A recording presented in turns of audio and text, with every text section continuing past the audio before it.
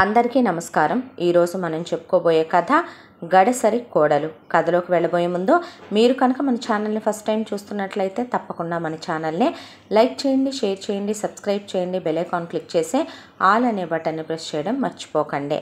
కథను చూసిన ప్రతి ఒక్కళ్ళు తప్పకుండా మన ఛానల్ని లైక్ చేయడం మర్చిపోకండి. అలాగే ఛానల్ సబ్స్క్రైబ్ చేసుకోండి. నా నోటిఫికేషన్స్ పెట్టగానే మీ దాకా వస్తాయి.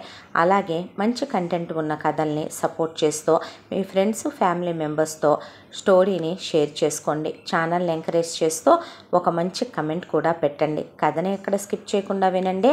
మరి కథలోకి వెళ్ళిపోదామా? జయరావుది ఒక చిన్న ప్రైవేటు ఉద్యోగం. తినటానికి వీళ్ళకి ఆస్తిపాస్తులు అంటూ వెనకమాల స్థిరచరాస్తులంటూ 10 పైసలు కూడా లేవు. ఉండటానికి సొంత ఇల్లు కూడా లేదు. జయరావుకి కేవలం ఆ రోజుల్లో చదువుకున్న ఒక డిగ్రీ మాత్రమే ఉంది. గవర్నమెంట్ కాలేజీలో చదువుకుంది ఒకటే. దాంతో ఆ రోజుల్లో ఉద్యోగాలు తక్కువ కాబట్టి కాళ్ళు అరిగిపోయేలా తిరిగిన ఆయన చదివిన అట్టెసర మార్కులకి గవర్నమెంట్ కాలేజీ చదువుకి వచ్చింది ఓ ప్రైవేట్ కంపెనీలో చిన్నపాటి ఉద్యోగం, చిన్న జీతం. అయితే వెంటనే జయరావుకి కృష్ణవేణినిచ్చి పెళ్లి జరిపించేసి చేతులు దులుపుకున్నారు వాళ్ళమ్మా నాన్నలు, వీళ్ళమ్మా నాన్నలు. కృష్ణవేణికి అంత దాంట్లో కూడా ఏంటంటే నాంతాడు గొలుసు, అది ఖచ్చితంగా తులన్నర.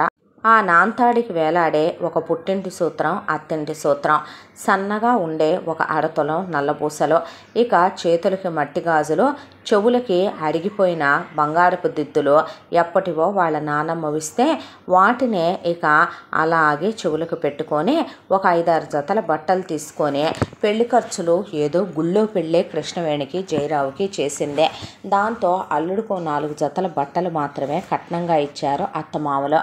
పెళ్లి చేసుకొని పెళ్ళాన్ని తెచ్చుకొని సిటీలో సంసారం, సిటీలో కాపురం. కాకపోతే సిటీలో రిచ్ ఏరియాలు, క్లాస్ ఏరియాలు ఎలా ఉంటాయో పిల్లలకి మనం ప్రోగ్రెస్ కార్డులో A+A, B+B అని ఎలాగైతే గనక గ్రేడ్స్ వేస్తామో అలాగే ఎవరి గ్రేడ్లకి సంపాదనలకి తగినట్టుగా మనుషులందరూ ఉంటారు. కాకపోతే మేము ఉండేది హైదరాబాద్లో, బెంగళూరులో, బొంబాయిలో అని చెప్పుకుంటారు.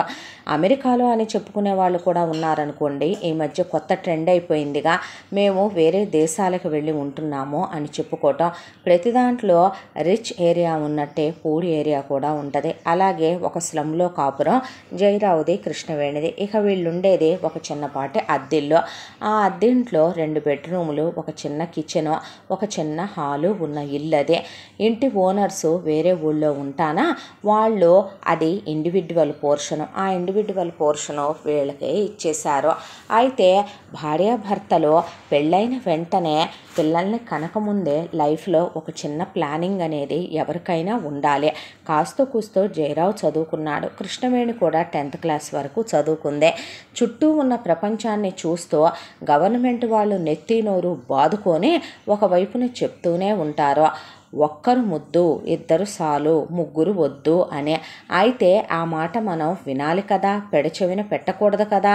ఎన్నో సంవత్సరాలుగా అధిక సంతానాన్ని కనుద్రా నాయనా, అధిక జనాభా వల్లే దేశం ఎటు కాకుండా తగలడిపోతుందని చెప్పిన కోట్లు ఉన్న వాళ్ళేమో అన్నీ ఉండి కూడా పిల్లల్ని ఒకళ్ళని కంటారు కొంతమందే. ఇక ఏమీ లేని ఇలాంటి వాళ్ళు వెనక ముందు ఆలోచించుకోకుండా ఎందుకు అంతమంది సంతానాన్ని కంటారో వాళ్ళకే తెలియాలి. కృష్ణవేణి జయరావుకి వీళ్ళిద్దరు కాపురానికి గుర్తుగా పుట్టిన సంతానం 5. మొదటి కాన్పులో విజయ్ అనే బాబు పుట్టిన తర్వాత 5 ఏళ్ల వరకు కృష్ణవేణి కడుపు పండల. ఆ తరువాత వరుసగా సంవత్సరం గ్యాపులతో 2 కొడుకులు, అభయ్, అంకిత్. ఆ తర్వాత మళ్ళీ సంవత్సరం గ్యాపులతో 2 కూతుళ్ళు, గీత, వీణ. అప్పటికే ఎప్పుడో 10 ఏళ్ల క్రితం కదా కృష్ణవేణి గర్భవతి అవటం. దాంతో ఆపరేషన్ కూడా లేకుండా పిల్లలు వాటంతట వాళ్ళే వీళ్ళ5 పుట్టాక ఇక పుట్టడం ఆగిపోయారు. ఇప్పుడు ఈ పిల్లల్ని ఈదుకొని రావాలి, సంసారాన్ని నెట్టుకు రావాలి. అయితే ఎంతోటి దాంట్లో పోనీ మనకొచ్చే దాంట్లోనే మనం తృప్తిగా బతకాలి, కష్టపడి 1 రూపాయి వెనకేసుకోవాలి, ఏదో ఒక దారి తెన్ను అంటూ చూసుకోవాలి అనుకునే ఆడమగ పిల్లలంటే ఎలాగో పుట్టేశారు. మరి వాళ్ళ భవిష్యత్తుల గురించి ఆలోచించాల్సింది భూమి మీదకి వాళ్ళని తెచ్చిన మనమే కదా. పిల్లలు మనం కావాలనుకుంటేనే మనకు పుడతారు. మనం అక్కర్లేదనుకుంటే కావాలనుకున్న ఎవరో ఒకళ్ళకి దేవుడు అనుగ్రహించక మానడు కదా. దాంతో పిల్లల్ని కనపడేసిన వీళ్ళు వాళ్ళకి సంస్కారం, విలువలు, చదువు, సంధ్య, జ్ఞానం నేర్పించాల్సింది పోయి జయరావుకి జీతం రాగానే ముందు వెళ్ళి నిలబడేది నాన్ వెజ్ షాప్ ముందు, అయిపోయాక సినిమా థియేటర్ దగ్గర, అయిపోయిన తర్వాత సూపర్ మార్కెట్లో, అయిపోయిన తర్వాత బట్టల కొట్లో, అయిపోయిన తర్వాత ఇక పళ్ళు, పూలు వాళ్ళకి ఇష్టం వచ్చినట్టు ఒక వారం రోజుల పాటు దర్జాగా గడిపేస్తారు. ఆ వారం అయిపోయిన దగ్గర నుంచి ఇక చేతిలో నూకలుండవు. ఆ తర్వాత నుంచి మొదలుపెట్టేదే ఇక రేషన్ బియ్యం వండుకొని దాంట్లో జాడీల్లో ఉన్న పచ్చడి పోపేసుకోవటానికి నూనెకి కూడా డబ్బులు లేక ఇక తాలింపు కూడా లేని జాడీలో పచ్చడే. ఆ జాడీలో పచ్చడి వేసుకొని తిన్న తర్వాత కడుపులో మంటలు. ఆ కడుపులో మంటలు పోవటానికి రూపాయి వాటర్ ప్యాకెట్లో కూలి చిల్లి తెచ్చుకొని తాగి కింద పడి దొర్లటం. ఇలా రోజులు గడిచిపోతూ ఉన్న రోజున ఇక జయరాం 3000 రూపాయలు షర్ట్ వేస్తాడు, కృష్ణవేణి 2000 రూపాయలు చీర కొంటదే. ఇది ఒకసారైతే వేరే విషయం, ప్రతిసారి ప్రతి నెల వాళ్ళ లైఫ్ సైకిల్లో ఇలా జరుగుతూనే ఉంటుంది. ఉన్న రోజున ఇంటిళ్ళపాది వెళ్ళి 16 పీసెస్ పిజ్జాలు తింటారు, లేని రోజున పచ్చడి మెతుకులు తింటారు. లైఫ్ ఏంటో ఎవరికి ఆ ఇంట్లో దిగులు లేదు, దీక్ష లేదు. చల్తా హై, గడిచిపోతోందిగా, దేవుడు గడిపేస్తున్నాడుగా, రేపటి రోజు సంగతి ఏముందలే అనుకునే కామన్ వైఫ్ అండ్ హస్బెండ్ వీళ్ళు. అయితే కాలచక్ర భ్రమణంలో వీళ్ళనే చూస్తూ పెరిగిన పెద్ద కొడుకు విజయ్ది గవర్నమెంట్ స్కూల్లోనే 10th వరకు కంప్లీట్ అయిపోయింది. అయిపోయిన తర్వాత పిల్లాడు ఇంజనీరింగ్ చదువుకోవాలి, ఎంటెక్ చేయాలి, లేదా తను ఒక పెద్ద ఏరోనాటికల్ ఇంజనీర్ అవ్వాలి, రోబోటిక్స్ చదవాలి, ఒక పెద్ద సైంటిస్ట్ అవ్వాలి, ఎన్నో కలలు, లేదా ఎంబీబీఎస్ చేయాలి, పెద్ద హాస్పిటల్ పెట్టుకోవాలి, ఎన్నెన్నో డ్రీమ్స్. అయితే జయరావుని నాన్న 10th అయిపోయిందిగా, ఏం చదువుకోవాలా అని ఆలోచిస్తున్నాను, నువ్వేమైనా సలహా ఇస్తావా అంటే, డబ్బులుంటే నాకు నిన్నసలు పెద్ద పెద్ద చదువులు ఐఐటీల్లో ఐఐఎంల్లోనే వేసి 50 లక్షలు కట్టైనా 1 కోటి రూపాయలు కట్టైనా చదివించడానికి వెనకాడే తండ్రి నా నాన్న. కాకపోతే మన పరిస్థితి ఏం చేద్దాం, ఒకప్పుడు 10 తరాల క్రితం మన తాతలు షావుకారులు, జమీందారులు, ఇవాళ మన పరిస్థితికి వచ్చేపాటికి కులం మిగిలిపోయింది, గోత్రం మిగిలిపోయిందే, ఇక బీజం మిగిలిపోయిందే తప్ప మనలో రోషాలు, పౌరుషాలు, పరువు ప్రతిష్టలు మిగిలిన్నాయే తప్ప డబ్బులు మాత్రం మిగలలేదురా నాన్న, ఆలోచించే నువ్వే డెసిషన్ తీసుకో అని వదిలేశారు. దాంతో తన కలల్ని, ఆశల్ని తొక్కేసి చేయగలిగింది ఏముంది, మళ్ళీ ఇంటర్ గవర్నమెంట్ కాలేజీలో జాయిన్ అయ్యాడు. అయిపోయిన తర్వాత తక్కువ ఫీజులో ఎక్కడుంటాయా అని వెతుక్కొని మరి డిగ్రీ బీఫార్మసీలో చేరి ఆ తర్వాత ఎంఫార్మసీ చేశాడు. అయిపోయాక అంతోటి దానికి విజయ్కి వచ్చింది ఒక మెడికల్ రిప్రజెంటేటివ్ పోస్టు. ఆ రిప్రజెంటేటివ్గా వర్క్ చేస్తూ డాక్టర్ల దగ్గరికి వెళ్ళి గంటలు గంటలు గంటలు గంటలు బయట వాళ్ళు వెయిట్ చేయటం. ఒకవైపున తను చాలా బాగా మాట్లాడతాడు విజయ్. విజయ్ మాటలకి ఎవరైనా సరే ఆకట్టుకున్నట్టే ఉంటాయి విజయ్ మాటలు. విజయ్ మాటని విని అలా పాటించేస్తారు ఎవరైనా కూడా. అలాగనే జీతాలు పెంచరు కదా, ఎంత కష్టపడతామో ఆ కష్టానికి తగ్గ ఫలితాలు ఎప్పుడూ రావు మనకే. కాకపోతే ఒక మంచి పేరు మాత్రం ఉంది, బాగా వర్క్ చేస్తాడు అనేదే. జయరావు జీతం వస్తుంది, దానికి తోడు తన జీతం కూడా తీసుకొచ్చి తల్లికి ఇస్తే కాస్త కుటుంబ పరిస్థితులు మారతాయిలే అని ఆశపడ్డాడు విజయ్. అలా జీతం తీసుకొచ్చి ఇవ్వగానే పెద్ద తమ్ముడు 3000 షర్టు, రెండో తమ్ముడు 3000 షర్టు, నాన్న ఆ రోజున ఆ నిమిషానికి బిర్యానీ ఫ్యామిలీ ప్యాకు, అమ్మ 5000 పెట్టి పట్టుచీర, చెల్లెళ్ళిద్దరూ ఒకళ్ళు 2000 పెట్టి చెప్పులు, ఒకళ్ళు 2000 పెట్టి లిప్స్టిక్ కొనేసుకున్నారు. ఏంటమ్మా ఇది అంటే, ఏముంది ఇప్పుడు మన దగ్గర రూపాయి ఉంది, లేనప్పుడు లేదని ఏడిసాం, ఉన్నప్పుడు అనుభవించొద్దేంటి అనేసింది కృష్ణవేణి. ఆ తర్వాత ఒకవైపున ఇంటి పరిస్థితిని గమనించడం మొదలుపెట్టాడు విజయ్. తల్లికి బాధ్యత లేదు, తండ్రి అసలు బాధ్యతల గురించి ఆలోచించడం, అన్నీ తన నెత్తి మీదే వేసుకుంటే తను లాగటానికేనా. మరొక వైపున పెద్ద తమ్ముడు, రెండో తమ్ముడు అస్సలు చదువు మీద కాన్సన్ట్రేషన్ చేయరు. చెల్లెలు చదువులు రాని ముద్దుల్లా తయారయ్యారో.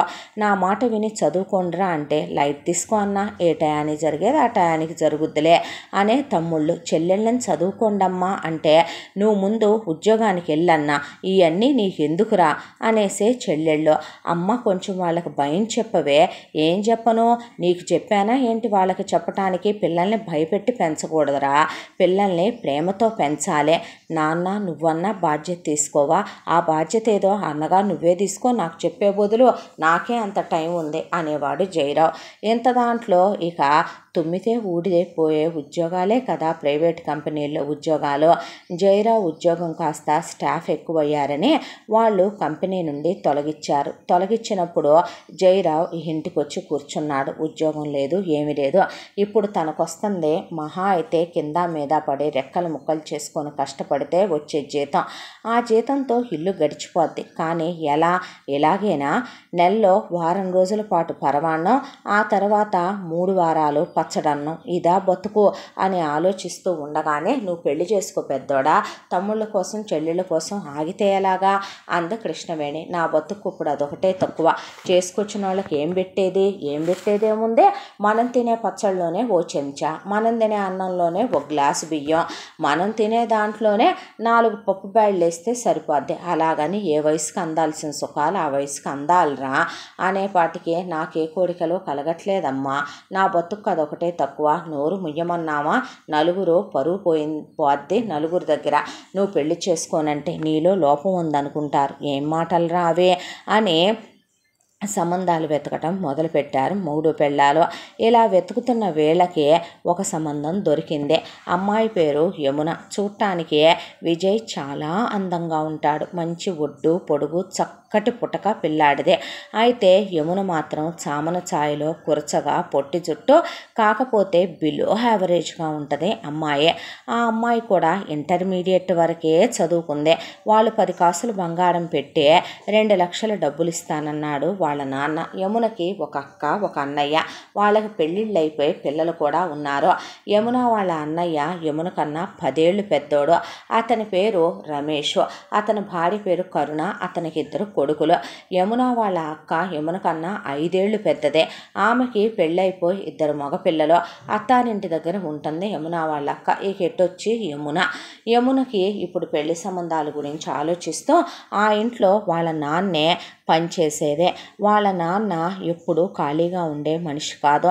24 గంటలు కష్టపడే కష్టజీవి. అయితే పెళ్లి చూపులకని వీళ్ళని రమ్మనమంటే వెళ్ళారు. నేను అమ్మాయితో మాట్లాడుకోవాలన్నాడు విజయ్.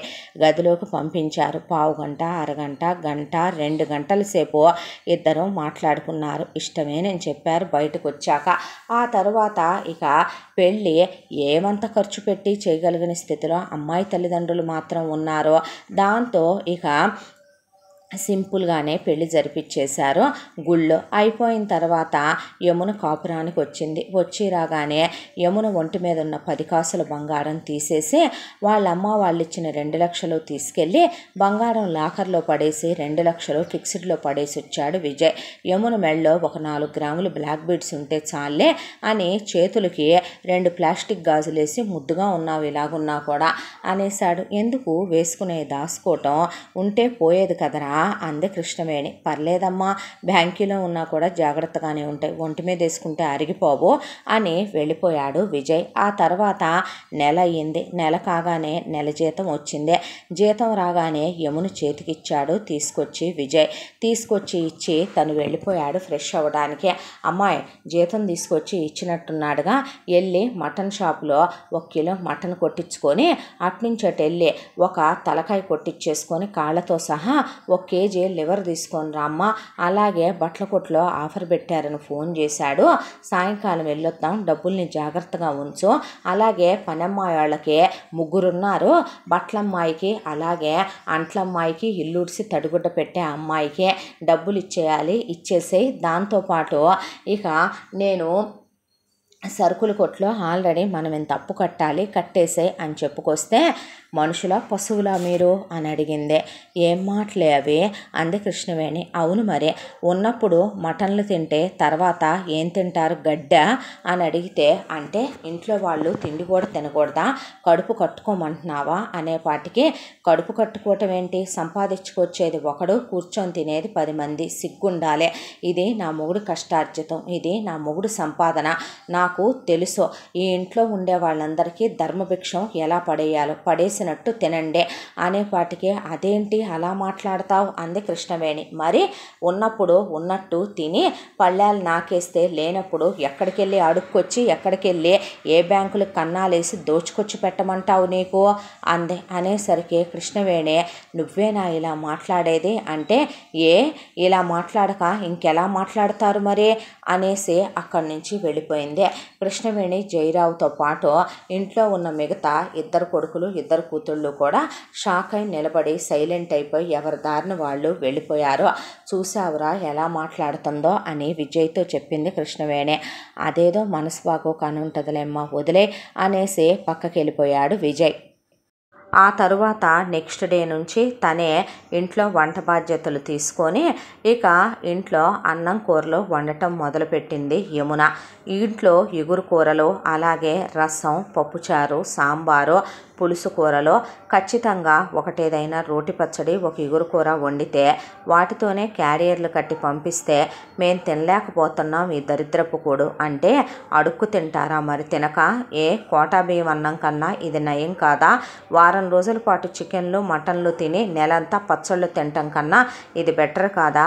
ఊడికినే పెట్టేది కాక, నా మొగుడు సంపాదన పడి తినేది కాక, మళ్ళీ సిగ్గు శరం లేకుండా మాట్లాడటం ఒకటి మాటలు అనేపాటికి ఎక్కడ వాళ్ళు అక్కడ నోరు మూసేసుకున్నారు. అంత రోషం గల వాళ్ళైతే ఇక సంపాదించుకొని తినాలి మరి అనేసేపాటికి మెదలకుండా ఎవరి దారిన వాళ్ళు వెళ్ళిపోతే, ఉసే ఉసే ఉసే పిల్లలకి ఏదైనా ఇష్టమైంది వండి పెట్టాలి గయ్యాళి గంప, అలాంటి మాటలైనా మాట్లాడాల్సిందే.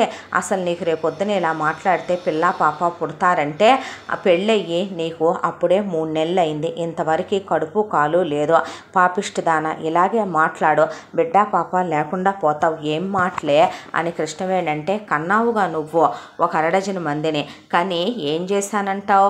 ఇక దేశం మీదకి వదిలేశానంటావా? కానీ ఎవరో ఒకళ్ళు ఉన్నారులే పోషించటానికని వదిలేశానంటావా? ఏం మాటలేవే మరి? లేకపోతే నీ మొగుడికి ఎటు ఇప్పుడు ఉద్యోగం సద్యోగం ఏమీ లేదు, పడి తినేది నా మొగుడి సంపాదన మీద, ఇంకా నీ మొగుడికి మాట్లాడే అర్హత అసలు లేదు. ఆ మొగుడికి పెళ్ళాంగా మేం పెడితే ముద్ద తిని కూర్చునే నీకు మాట్లాడే అర్హత అసలు లేదనుకుంటా కదూ అనేసేపాటికి ఎక్కడ వాళ్ళు అక్కడ నోరు మూసేసుకున్నారు. యమున మాటలని చుట్టుపక్కల వాళ్ళు వింటున్నారే అనేపాటికి వెళ్ళి వరండాలో నుంచొని, ఎవత్తి అది వినేది, రమ్మనుమను, వచ్చిన నడగమను, ఇక్కడ ఒక్కొక్క దాని పురాణం ఏంటో ఒక్కొక్కడి పురాణం ఏంటో నేనిప్పి చెప్తాను. దేని మొగుడు ఆఫీస్కి వెళ్ళిన తర్వాత దేని మొగుడు వచ్చి దేని తలుపు కొడుతున్నాడో, దేని కూతురు దేని కొడుకుతో ప్రేమాయణం నడుపుతుందో, దేని కొడుకు దేని కూతురుతో కలిసి సినిమాలకు వెళ్ళి కార్నర్ సీట్లకు వెళ్తున్నాడో, ఎవడు ట్రయల్ రూముల్లో రొమాన్స్ చేస్తున్నాడో, పార్కింగుల్లో చేస్తున్నాడో, క్యాబుల్లో ఎనహమాలు చేస్తున్నారు, నేను చెప్తా రమ్మనమని, ఎవరితొచ్చుద్దో ఎవడొస్తాడో ఇక్కడికి అనేపాటికి ఎక్కడ వాళ్ళు అక్కడ తలుపులు మూసేసుకొని లోపలికి పోతే, నీ నోటి కింద వాళ్ళే ఉంటారే అంది కృష్ణవేణి. కదా మరి, నోరు మూసుకొని లోపలికి పదా నువ్వు అని అత్తని లోపలికి తీసుకుపోయింది. పెద్ద లేదు చిన్న లేదు, ఎలా పడితే అలా మాట్లాడుతుంది పెద్దోడా అంటే, ఇప్పుడు ఏమైంది నీ కూతురంటే పట్టించుకుంటావా ఏంటి అనేసి వెళ్ళిపోతే, వీడేంది ఎలా మాట్లాడతాడో అనుకుంది కృష్ణవేణి. తెల్లాడేపాటికి పనమ్మాయిలకు సెటిల్మెంట్ చేసి, ఇంకా మీరు రావక్కర్లేదు అంటే, ఇప్పుడు అంత పని నువ్వు ఒక్కదానివే చేస్తావా? నేను కోడలతో పని చేయించి అత్తగారిని కాదు, కోడల్ని కష్టపెట్టడం నా అలవాట్లేదు అనేపాటికి, ఎవడు చెప్పాడు నేను చేస్తాననే? మరి ఎవడు చేస్తాడే ఇంట్లో పనంతా? ఎవడు చేసేదేంటి? ఇంట్లో ఉన్న అందరూ చేస్తారు, నా మొగుడు తప్ప అంటే, ఏందే చేసేది అందే. ఎట్ రావే నువ్వు అని గీతని పిలిస్తే, ఏంటొదిన నువ్వు వెళ్ళి బట్టలు ఉతుకు, వేణ నువ్వు బట్టలు జాడిచ్చి ఆరే, అయిపోయిన తర్వాత ఐరన్ చేయటం వచ్చుగా, ఐరన్ బాక్స్ ఉందిగా, మళ్ళీ బయటికి ఇచ్చే జతకి 20 రూపాయలు 25 రూపాయలు ఇవ్వటం ఎందుకు, ఐరను చెరొకళ్ళు కాసేపు చొప్పున చేతులు మార్చుకొని చేసుకొచ్చేసుకోండి. ఇక పిండి గంజులు మానేసి అన్నం వార్చిన గంజి పక్కన పెడతాను, వాటిని బట్టలకు పెట్టేసేయండి. ఒకళ్ళు అంట్లు తోమండి, ఒకళ్ళు అంట్లు శుభ్రంగా కడిగి తుడిచి ఆరపెట్టి లోపల సర్దేసేయండి. ఆ తర్వాత మరుదుల్ని పిలిచి, ఒరే ఒకడు ఇల్లు ఉడవండి, ఒకడు తడిగుడ్డ పెట్టండి, ఒకడు చుట్టూ వసారా కడుక్కురండి. మామయ్య ఖాళీగానే ఉంటున్నావుగా, నువ్వు వెళ్ళి డాబా మెట్లు కడుక్కొచ్చేసే మామయ్య, అలాగే పూల మొక్కలకి నీళ్లు పోసేసే మామయ్య అనేపాటికి, మరి తమరేం చేస్తారమ్మా అంది కృష్ణవేణి. అంటే వంట ఎవరు, మీ ఆయన నువ్వు చేస్తారా అంటే, ఆ వంట కూడా పెద్ద పనేనేంటే, మరి వంట పెద్ద పని కాదా, ఇంట్లో మందుంటివి, మరి ఇంట్లో ఏమన్నా ఒకళ్ళో ఇద్దరు ఉన్నారా ఏంటి, పద నాకు సాయం చేద్దు కానీ. ఏం సాయమే, కూరగాయలు కోసిద్దు కానీ పదవమ్మ, కూర్చొని చేసేదేముందే, అలాగే నాకు ఏదన్నా సాయం కావాలంటే చేతి కింద చేద్దు కానీ పా. ఆ బెడ్షీట్లు దులిపేసి శుభ్రంగా వాటికి పిల్లో కవర్లై కూర్చొని, అలాగే కాస్త ఆ ఫ్యాన్లవి ఉన్నాయి, మావయ్యని పిలిచో మరుదుల్ని పిలిచో తుడిపిచ్చేసే. మనం ఈ పాచి పనులన్నీ చేసుకోవటం ఏంటి, డబ్బులు పడేస్తే పనోళ్ళు చేస్తారైతే, ఎందుకమ్మా మాకు ఈ వయసులో ఇలాంటి చెరలు పెడుతున్నావు, కోడలంటే కూతురు లాంటిది అనుకున్నాం కానీ ఎవరనుకోమన్నారండి మిమ్మల్ని, కోడలెప్పుడు కూతురు కాదో అత్తెప్పుడు అమ్మ కాలేదన్నదేగా ఉన్న నానుడి, అలా ఉన్నంత కాలమే ఆ బంధాలు బాగుంటాయేమో లేండి. అనవసరంగా ఎవరి స్థానాలు వాళ్ళు స్థానభ్రంశం చెందితే చాలామంది మనుషులు జీర్ణించుకోలేరు. మన ఇంట్లో పని మనం చేసుకుంటే తప్పేంటి, 138 కేజీలు అత్తయ్య నీ బరువు, 128 కేజీలు మామయ్య నీ బరువు, ఆడపడుచుల్ని ఒక్కొక్కళ్ళు ఆల్రెడీ సెంచరీలు క్రాస్ చేసేసారే, మరుదుల్ని ఒరే మీకు కాస్తైనా బుద్ధుందా, ఒక్కొక్కళ్ళ వెయిట్ ఎంతరా, 110 మీ హైట్లకి మీ వెయిట్లు ఉండాల్సిందంతా, మీరు ఉందంతా, ఎక్కడైనా వింతేంటో తెలుసా, కొడుకుల్ని బిలో యావరేజ్గా కన్నా కోడళ్ళు ఎలా ఉన్నా మగపిల్లలు కాబట్టి చేసుకుంటారు. మీ అమ్మ ఆపోజిట్లో కూతుళ్ళనేమో ఇక బిలో యావరేజ్ పుటకలతో చామన ఛాయలతో కంది మిమ్మల్ని, కొడుకుల్ని అందగాళ్ళుగా కనేసింది మీ అమ్మ. తిట్టావా పొగిడావే అంటే, ఏడమరి నిన్ను పొగిడి ఇక ప్రెసిడెంట్ మెడలు ఇప్పిద్దాం అనుకుంటున్నాను నీకు, మరి రేపు ఇవి సేల్ అవ్వద్దు, ఎవడు చేసుకుంటాడు వీటిని అని ఎట్రండే మీరు అని ఆడపడుచుల్ని పిలిస్తే, చెప్పొదిన అన్నారు. అంటే అదిగో అక్కడ శనగపిండి ఉంది, ఆ శనగపిండిలో టమాటా రసం కలిపి పెట్టుంచాను,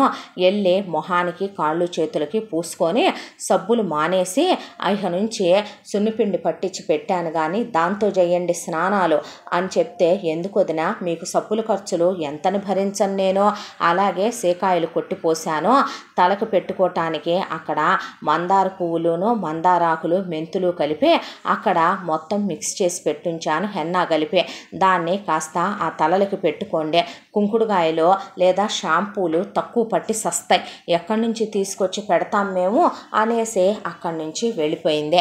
మారు మాట్లాడకుండా వదిని చెప్పింది తప్ప వేరే ఆప్షన్ లేకుండా పోయింది వాళ్ళకి.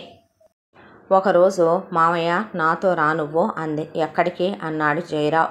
తిని ఇంట్లో ఖాళీగా కూర్చొని ఒళ్ళు పెంచడం తప్ప చేసేదేముందే, ఓ సెక్యూరిటీ గార్డు ఉద్యోగం చూశాను నీకు, వాళ్ళు నీ జీతం నాకు ఇస్తారు, వెళ్ళి పంచేయి, టైంకి తింటున్నావుగా, తిన్నదే కాస్త అరుగుద్ది అంటే, ఉసేవ్ ఈ వయసులో ఆయన్ని వెళ్ళి సెక్యూరిటీ గార్డుగా ఉద్యోగం చేయమంటావా, మేము బతికిన బతుకులేంటో తెలుసా అమ్మాయి నీకు అన్నాడు జయరావు. మా తాతలు నేతులు తాగారు, మా మూతులు వాసన చూడండి అంటే, ఇల్లు ఎలా జరగాలి, ఎవరు జరపాలి, ఎవరి మీద పడి బతికేద్దాం, ఎంతమంది మని పడి తిందాం, ఒకవేళ తిందామన్నా అవతల వాళ్ళకి నెలకు 1 కోటి రూపాయలు వచ్చే చదువులు మీరు చదివించలా, అవతల వాళ్ళేమే 2 చేతులతోనూ సంపాదిస్తున్నారు తప్ప 200 చేతులతో ఏమీ సంపాదించట్లేదండి, వెళ్ళకపోతే కుదరదు, వెళ్ళాల్సింది అంతే, ఇగో వాళ్ళు ఇచ్చిన యూనిఫామ్ వేసుకొని బయలుదేరితే మంచిదే, నేను ఇంకో మాట అని మీరు అనిపించుకోకముందే అనేసింది. కృష్ణవేణికి కళ్ళల్లో నీళ్ళొచ్చి నానా శాపనార్థాలు పెట్టుకుంది యమున్నే.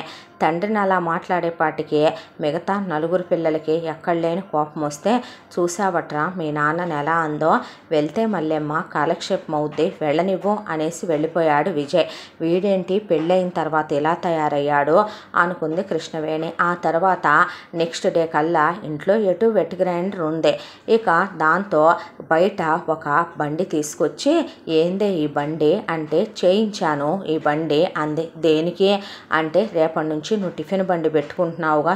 ఏంది, నేనేంది, నా పరగణ ఏంది, నేను పుట్టి పెరిగిన ఫ్యామిలీ ఏంటి, మా తాత ముత్తాతలు ఏంటి, నా మెట్టినిల్లేంటి, నేను హోటల్ పెట్టడం ఏంటి, పనికి మాలిందానా నువ్వేంటి, 5గురిని కంటం ఏంటి, నా మొగుడు మీద వదిలేయటం ఏంటి, నా మొగుడు ఈ సంసారాన్ని ఈదుకు రావటం ఏంటి, మాకేమి సంబంధం అని మేమనుకుంటే ఏమవుద్దంటావు?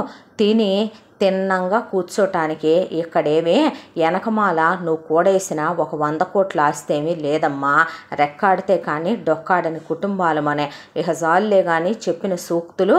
కొత్తగా నేను న్యూట్రియంట్ టిఫిన్ ఒకటి పెట్టిస్తున్నాను అంటే, ఏందది, నువ్వు పుల్లట్ల స్పెషలిస్టు కదా, కాబట్టి పుల్లట్టు, సల్ల పునుగులు, నీదంతా కూడా సలవ చేసే ఫుడ్లు అనమాట. అర్థమైందా? ఎక్కడా లేని విధంగా పెరుగు తాలింపు ఇడ్లీ చేస్తావు కదా నువ్వు, ఆ పెరుగు తాలింపు ఇడ్లీ అవి పెడదు కానిపా, జనాలు తీసుకుంటారు. మరి వానాకాలం చలికాలం ఏం పెట్టేనే, నేను పెట్టేనా కోడిగుడ్లు? నువ్వు కోడిగుడ్లు ఎందుకు 5 గుడ్లు పెట్టావుగా, 3 మగ్గుడ్లు 2 ఆడగుడ్లు, ఆ గుడ్లను పొదిగేగా పిల్లల్ని చేసావు. గుడ్లు ఎక్కర్లేదులే కానీ అప్పుడు వేసే టిఫిన్లు అప్పుడు వేడివేడి ఎద్దు కానిలే కానీ, నా మీద కురిపించే నిప్పులు అనేదో పొయ్యి దగ్గర కురిపిస్తే చక్కగా చల్లగా ఉన్న టిఫిన్లన్నీ వేడిగా అవుతాయిలే పద అనే అత్తని ఇంట్లోనే టిఫిన్ లేయించి హాట్ బాక్స్లో ఇక చక్కగా ఇడ్లీ, దాంతోపాటు చల్లిడ్లీ, దాంతోపాటు ఇక మిగతా టిఫిన్లు వేసి ఎదురుగా బండి మీద సర్దిచ్చి, అమ్మి వచ్చిన డబ్బులు మొత్తం నాకు ఎన్ని ప్లేట్లో లెక్క చెప్పు. కష్టపడుతున్నావు, కష్టపడ్డ చోటే కడుపు నింపుకోవాలి కాబట్టి ఓ ప్లేట్ టిఫిన్ నువ్వు తిని ఓ ప్లేట్ మీ ఆయనకి పెట్టి పంపించుకో. అక్కడికి వెళ్ళాలిగా ఉద్యోగానికి, నీ కూతుళ్ళిద్దరికీ నీ కొడుకులిద్దరికీ కూడా పెట్టుకో. నువ్వు నీ మొగుడు గడ్డి తింటారా? నా మొగుడు నేను ఏ గడ్డి తినాలో మాకు తెలుసులే కానీ నువ్వు కానీ అనేసింది. అన్న తర్వాత ఇక పొద్దున్నే కొడుకు వెళ్ళిపోతాడు, జయరావు వెళ్ళిపోతాడు. కృష్ణవేణికి హోటల్ బాధ్యతలు. యమున ఎక్కడికి వెళ్ళొద్దో తెలియదు. పొద్దున కరెక్ట్గా మనిషి గాయబ్ అయిపోద్ది 11ంటికే. మళ్ళీ తిరిగి రాత్రి 7, 8ంటికి కానీ ఇంటికి చేరదు. ఎక్కడికి వెళ్తున్నామని పెళ్ళాన్ని కొడుకు అడగడో, ఎక్కడికి వెళ్తుందో అది చెప్పదో. మేబీ పుట్టింటికి ఏమన్నా వెళ్తుందేమో అనుకునేవాళ్ళు వీళ్ళు. అయితే యమున వెళ్తూ వెళ్తూ ప్రతిరోజు కూడా ఇంతెంత ఆవు నెయ్యిలు పోసిన సున్నుండలు, చెక్కలు, చక్రాలు, బొబ్బట్లు, అలాగే బోల్డ్ అన్ని పిండి వంటలు వండుకొని వాటన్నిటిని నీట్గా ప్యాకింగులు చేసుకొని సంచుల్లో సర్దుకొని తీసుకుపోద్ది. అవి కాక పచ్చళ్ళు, నాన్ వెజ్లు పట్టుకొని సర్దుకొని తీసుకుపోద్ది. ఇంట్లోకి ఎంతన్నా ఉంచవేమే అంటే, ఎందుకు మన బతుకులకు ఇప్పుడు ఆవు నెయ్యి పోసిన బొబ్బట్లు, సున్నుండలు తినే రేంజ్లో ఉన్నాం. మరి మనం నా కొడుకు సంపాదన నీ పుట్టింటి వాళ్ళకి దోచిపెట్టడానికి కాదటే, పొద్దునెళ్ళి అత్తింట్లో వాళ్ళందరి మీద కథలబడి రావటానికి. ఊళ్ళో పుట్టిల్లు కాబట్టి పొద్దుననగా పోయి వాళ్ళకి దోచిపెట్టి సాయంత్రం దాకా అక్కడే ఉండొస్తున్నావు కదూ నువ్వు. అవునమ్మా పెట్టొస్తున్నాను, నీకు తెలీదా, నేను ఇక్కడి నుంచి తీసుకెళ్ళి పెట్టేయి తిని అక్కడున్న మా అన్న వదినేమో నిన్ను బీటౌట్ చేద్దాం రేపొద్దున వెయిట్ లిఫ్టింగ్ పోటీల్లో అని చెప్పి బాడీ పెంచుతుంటే, మా నాన్నేమో ఆల్రెడీ కరణం మల్లేశ్వరరావు కదా కాబట్టి ఈసారి కరణాన్ని తీసేసి ఇరణం మల్లేశ్వరరావు అని పెట్టుకుందాం అనుకుంటున్నాళ్లే పేరు. మరేం చేస్తున్నావే? ఏం చేస్తారు నీకు చెప్పాలా ఏంటి? పో, 3 పెళ్ళాలు తింటున్నారా బెడ్రూముల్లో సర్దుకొని? తినండమ్మా తినండి, మా రెక్కల కష్టాలని తిని బాగా పెంచండమ్మా ఒళ్ళు. మమ్మల్ని ఇంకా తొక్కాలిగా మీరు. మా బతుకులు ఎలా అయిపోయినాయి అంటే, కన్నందుకు మీ కాళ్ళ కిందకు వచ్చినందుకు తప్పేదేముందలేమ్మా మా బతుక్కి అంటే, తప్పదని తెలిసినప్పుడు ఇంకెందుకమ్మా అన్ని నిష్ఠూరాలు పోవటం, నోరు మూసుకొని పని చేసుకుంటే అయిపోలా అని యమున తన దారిన తను వెళ్ళిపోయేదే. ఆ తర్వాత ఒక రోజున వచ్చిన పెద్ద ఆడపడుచుని ఏం చేస్తున్నావే నువ్వు అని అడిగితే ఏం లేదు వదిన, నువ్వేం చెప్తే అది చేస్తా అంటే, ఎట్రా నేను ఆల్రెడీ ఇళ్ళ చుట్టుపక్కల వాళ్ళందరితో మాట్లాడించానులే కానీ ఒక 50 మంది పిల్లల దాకా వస్తామన్నారు ట్యూషన్కి. వాళ్ళ ఫీజుల విషయాలు అవి చూసుకుంటాలే కానీ పైన డాబా ఖాళీగా ఉంది కదా, శుభ్రంగా కడిగే చాపలు కూడా వేసి ఉంచాను, పిల్లలకి పైకి వెళ్ళి నువ్వు ట్యూషన్ చెప్పుకోపో అని పెద్దదాన్ని పైకి పంపించేసింది. ఆ తర్వాత టింగురంగా అనుకుంటా చిన్నదొస్తే దానికి ఒక హ్యాండ్ బ్యాగ్ చేతిలో పెట్టింది.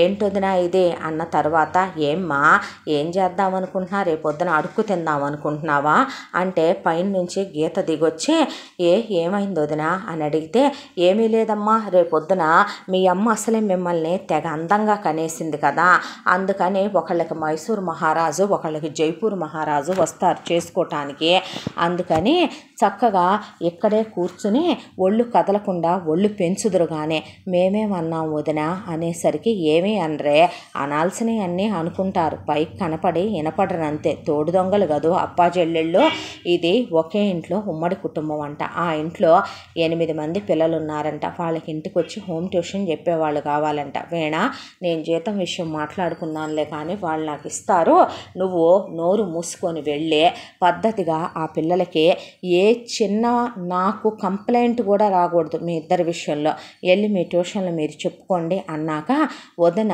మనదాకా రాలేదు లేరా అనుకున్నారు అభయ్ అంకిత్. ఈలోపు అభయ్ అందే, అన్నాడు అభయ్, ఇట్రారా నువ్వు అని చెప్పొదిన అంటే, ఇది రెంటల్ బైకు, ఈ బైక్ మీద ఏం చేయాలి వదిన నేను, ఇది రెంటల్ బైకు, దీనికి ఏ రోజు రెంట్ ఆ రోజు పే చేయాలి, చిన్న యాక్సిడెంటు గీత కూడా పడకూడదు, నువ్వు నేను హోటల్ ఆయన్ని చూశాను, ఆయన దగ్గర నుంచి ఫుడ్ డెలివరీలు చాలా ఎక్కువగా ఉన్నాయంట, అడ్రస్ చెప్పి లొకేషన్లు ఇస్తారు, తీసుకెళ్ళి ఆ ఫుడ్ డెలివరీ చేసి వచ్చేసాయి, రాత్రే కరెక్ట్గా ఆయన నిన్ను 11 గంటలకల్లా పంపించేస్తాడు, అక్కడే నీకు స్నాక్స్ భోజనం కూడా నైట్ నీకు నచ్చింది నువ్వు తినొచ్చు, నీకు నచ్చిన డ్రింక్స్ నువ్వు తాగొచ్చు, అర్థమైందేంట్రా అన్నాక, అలాగే వదిన అంటే, నా పిల్లాడిని పనికి పంపుతావంటే మేమేంటి, మేము బతికిన బతుకులేంటి, ఓ పని చేయత్తయ్య, పని పాట చేయకుండా వచ్చిన దగ్గర నుంచి తిని ఫ్రెండ్స్తో గాలి తిరుగుళ్ళు తిరగటానికి వెళ్ళి రేపొద్దు నుంచి 2 వేళ మధ్య సిగరెట్లు,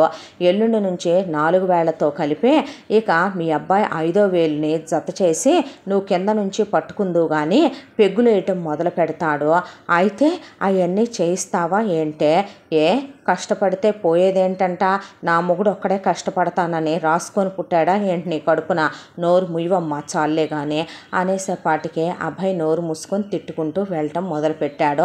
గీత వీణ తిట్టుకుంటూ ట్యూషన్లో పడిపోయారు. అంకిత్ అంటే, రెడీ వదిన చెప్పు అన్నాడు. ఏరా ఆముదం దాగినట్టు పెట్టావేంటి మొహం, అదేమీ లేదు వదిన చెప్పు అనేసరికి, ఇదిగో నువ్వు బైక్ మీద ఓలా ర్యాపిడో ఉంటాయి కదా, అవి నీకు తీసుకున్నాను, వెళ్ళి అలా కొంతమందిని బైక్ రైడ్స్లో దింపేసి వచ్చేసాయి, నేను ఎంత వచ్చాయనేది నువ్వు వచ్చిన తర్వాత చూసుకుంటాను, అలాగే వదిన అని చెప్పి అంకిత్ తిట్టుకుంటూ అంకిత్ వెళ్ళిపోయాడు. ఇలా ఇంట్లో ఎవరి పనుల్లో వాళ్ళు ఉండగా, యముణ్ణి ఎక్కడికి వెళ్తున్నావే నువ్వు, పొద్దున్నే 11ంటికి వెళ్తావు, సాయంత్రం 7-8ంటికి వస్తావు, ఏమీ లేదు, అక్కడ నువ్వు అన్నావుగా మా పుట్టింటికి వెళ్తున్నానని, మళ్ళీ అడుగుతున్నావేంటి అంటే, ఏమీ లేదులే, నిజమా కాదా మీ పుట్టింటికి వెళ్తున్నావా లేదా అని, లేదమ్మా ఏం చేస్తున్నానంటే అక్కడ అమ్మలక్కలు ఉన్నారు నా ఫ్రెండ్స్, వెళ్ళి వాళ్ళతో ముచ్చట్లు చెప్పి నీ మీద నీ కూతుళ్ళ మీద సాడీలు చెప్పొస్తున్నా, నాకు పనే ఉంది అందే. ఆ తర్వాత ఇలా రోజులు గడిచిపోవటం మొదలైనవి. ఆ రోజులు కాస్త నెలలుగా, నెలలు కాస్త సంవత్సరాలుగా గడిచిపోవటం మొదలైన తర్వాత, ముందుగా మరుదులదే అభయ్దే ఇంటర్ అయిపోయింది, అంకిత్దే అయిపోవచ్చింది. ఎంసెట్కి ప్రిపేర్ అవ్వండి, లేదొదినా ఏదో ఒక డిగ్రీ చేసేస్తాం, కొడితే పళ్ళు రాలిపోతాయి, ఇద్దరే పిచ్చి పిచ్చి మాటలు మాట్లాడారంటే ఏం చేస్తారో, అడుక్కు తింటారా ఏంట్రా, చదువు సంధ్య దేనికి పనికిరారా ఏంట్రా మీరు? తిని పోరంబొకల వెదవల్లా తిరుగుదామనుకుంటున్నారా? పోకిరి వెదవల్లాగా తయారవుదామనుకుంటున్నారా? నా సంగతి బాగా తెలియదు. ఎంసెట్లో ర్యాంకు రాలేదు, ఇంట్లోంచి బయటికి గెంటేస్తా, జాగ్రత్త అంటే పిల్లల్ని ఏంటే అలా మాట్లాడతావు నువ్వు? నువ్వు వేసే పుల్లట్లు పులవట్లేదంట, వెళ్ళి పిండి పులియ పెట్టుకో. అనవసరంగా నువ్వు ఎలాంటి విషయాల్లో కలగజేసుకున్నావు అనుకో, నీ ఒక టిఫిన్ సెంటర్ కాస్త రెండవుద్ది, జాగ్రత్త. అవును, నీకు ఇంకా నోరెత్తేంత ఖాళీ ఉంటుంది కదూ? ఇల్లుగల్లోళ్ళతో మాట్లాడాను ఆల్రెడీ నేను అని తెల్లాడేపాటికి ఇక ఇంటి గుమ్మంలో చిన్న పచారీ షాపు, కూరగాయలతో సహా కూల్ డ్రింకులదే ఒక ఫ్రిడ్జ్ ఇంట్లో ఉంటే ఇప్పుడు మనం వాడుకోపోతే పోయేదేమీ లేదులేమనమని ఆ ఫ్రిడ్జ్ బయటపడేసి దాంట్లో కూల్ డ్రింకులు పెట్టించేసి ఇప్పుడు ఫుల్ టైం ఉండవలే అత్త ఖాళీగా అనేపాటికి ఉసే ఉసే ఉసే అనేసరికి ఏంటి అంటే ఏముంది ఏమీ లేదో, బాగా వేసుకోండమ్మా, ఏమవుతున్నాయే వచ్చే డబ్బులన్నీ ఏం చేసుకుంటున్నావే? పుట్టింటికి దోసి పెడుతున్నావా? బంగారాలు చేయించుకుంటున్నారా? లేదంటే మొగుడు పెళ్ళాం లగ్జరీలకే అనుభవిస్తున్నారా అంటే అవును, నా ఇష్టం వచ్చినట్టు చేసుకుంటాను, ఏంటైతే అనేసిందే యమున. అనేసేపాటికి అనుభవించండి అమ్మా, అనుభవించండి, మీరు కాక మా రక్తాల్ని చెమటలుగా మార్చి ధారపోస్తున్నాగా ఎవడనుభవిస్తాడులే అన్న తర్వాత ఇక కింద పడి మీద పడి అభయ్కి అంకిత్కి ఎలాగైతే ఎంసెట్లో ర్యాంకులు వచ్చిన తర్వాత పొద్దున పూట 2:30 గంటలు, సాయంత్రం 2:30 గంటలు కాలేజీ బస్సు వస్తే క్యారియర్ కట్టి కాలేజీ బస్సులో ఇంజనీరింగులే చదివి తీరాలి నేను డిసైడ్ చేశానని ముందు సంవత్సరం అభయ్ని, వెనక సంవత్సరం అంకిత్ని కాలేజీ బస్సులు ఎక్కిచ్చేసి పంపించేయడం మొదలుపెట్టింది యమున.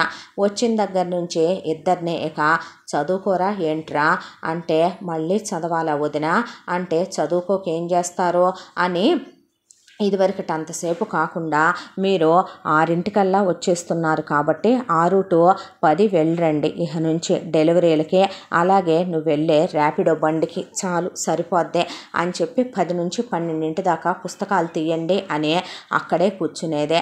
12 పడుకుంటే పడుకున్న వాళ్ళనే తెల్లారి మళ్ళీ 5 మొహం మీద నీళ్లు కొట్టి నిద్ర లేపితే పచ్చి బూతులు తిట్టుకుంటూ కడుపులో వదిలిని శాపనార్థాలు పెట్టుకుంటూ నిద్ర లేచేవాళ్ళు. లేచిన తర్వాత 1 గంట అయినా పుస్తకం తీయండి, 7 కాలేజీ బస్సు వస్తుంది అని ఈ గుడ్లు తిని ఈ పాలు తాగి అక్కడ టిఫిన్ పెట్టాను తినేసి బాక్సులు రెడీగానే ఉన్నాయి తీసుకొని స్నానం చేసి బయలుదేరండి అన్న తర్వాత అభయ్ ఒకసారి విజయ్ జీతం రాగానే ఎవరిని అడగా పెట్టకుండా అన్నాదమ్ములిద్దరూ తీసుకుని వెళ్ళి చెరుకు 5,000 పెట్టి షర్ట్లు కొనుక్కొచ్చారు. యమున ఆ 2 షర్ట్లు తీసుకెళ్ళి బయట ఇక హోటల్కి అని చెప్పి పొయ్యి పెట్టే ఉంది కాబట్టి గ్యాస్ పొయ్యి 2 పొయ్యిలు ఆన్ చేసి పొయ్యిల మీద పడేసింది. షర్ట్లో భగ తగలబడి బూడిదైపోయినాయి. ఏం పనులు వదినాయివే అంటే ఒకరోజు 5,000 రూపాయల షర్ట్ వేసుకొని తెల్లారి నుంచి 200 రూపాయల షర్ట్ వేసుకెళ్ళటానికి సిగ్గు రావట్లేదురా మీకు? కాస్తైనా ఆత్మాభిమానం ఉండాలి. ఆయన కష్టపడి సంపాదిస్తుంటే అడగా పెట్టకుండా డబ్బులు తీసుకొని వెళ్ళి కొనుక్కోటానికి మనుషుల పశువులా మీరు అనేసేపాటికి చెంపదెబ్బ కొట్టినట్టుగా అనిపించింది ఆ మాట. రోషం పౌరుషం లేని జన్మలు ఏం జన్మలో, చదువుకొని ఆ తర్వాత ఉద్యోగాలు చేసుకొని మా దారిని మేము పోదామని కాదు, ఇంకా ఎన్నాళ్ళు మా మీదే పడి తింటారా రోషం లేని జన్మలు అనేసి వెళ్ళిపోయిందే. ఎలాగైనా సరే ఇంట్లోంచి వెళ్ళి ఉద్యోగం తెచ్చుకోవాలనే దాంతో ఆ రోజు నుంచి చదువు మీద కాన్సన్ట్రేషన్ మొదలుపెట్టారు. గాలి స్నేహాలన్నీ మానేశారు. బుక్కుల్లో ఫోన్లు పెట్టుకొని చూస్తున్నారా అని యమున కేకలేస్తుంటే లేదు వదిన, ఫోన్లు ఆల్రెడీ మేము సైలెన్సుల్లో పడేసి టేబుల్ మీదే పడేసాం, చెక్ చేసుకో అని ఇద్దరూ కలిసి హాల్లోనే కూర్చుని టీవీ కూడా ఆఫ్ చేసి చదువుకోవటం మొదలుపెట్టారు. ఆ తరువాత జయరావు తన సెక్యూరిటీ ఉద్యోగానికి వెళుతూ కృష్ణవేణి హోటల్ తన చిల్లర కొట్టు చూసుకుంటూ అలా గడిచిపోతుంటే విజయ్ తన పని మీద తను వెళ్ళొస్తూ ఉంటే మొత్తానికి విజయ్ ఒక బైక్ కొన్నాడు. నీ మొగుడికి బైక్ కొని పెట్టుకున్నావు, పిల్లలిద్దరూ అంతంతసేపు వెళ్ళొస్తున్నారు కాలేజీలకే, వాళ్ళకు కూడా చెరోటు కొనొచ్చు కదే పాపిష్టిదానా అంటే ఎవరి డబ్బులు అక్కడ కోట్ల కట్టి ఏళ్తున్నారనుకుంటున్నావమ్మా?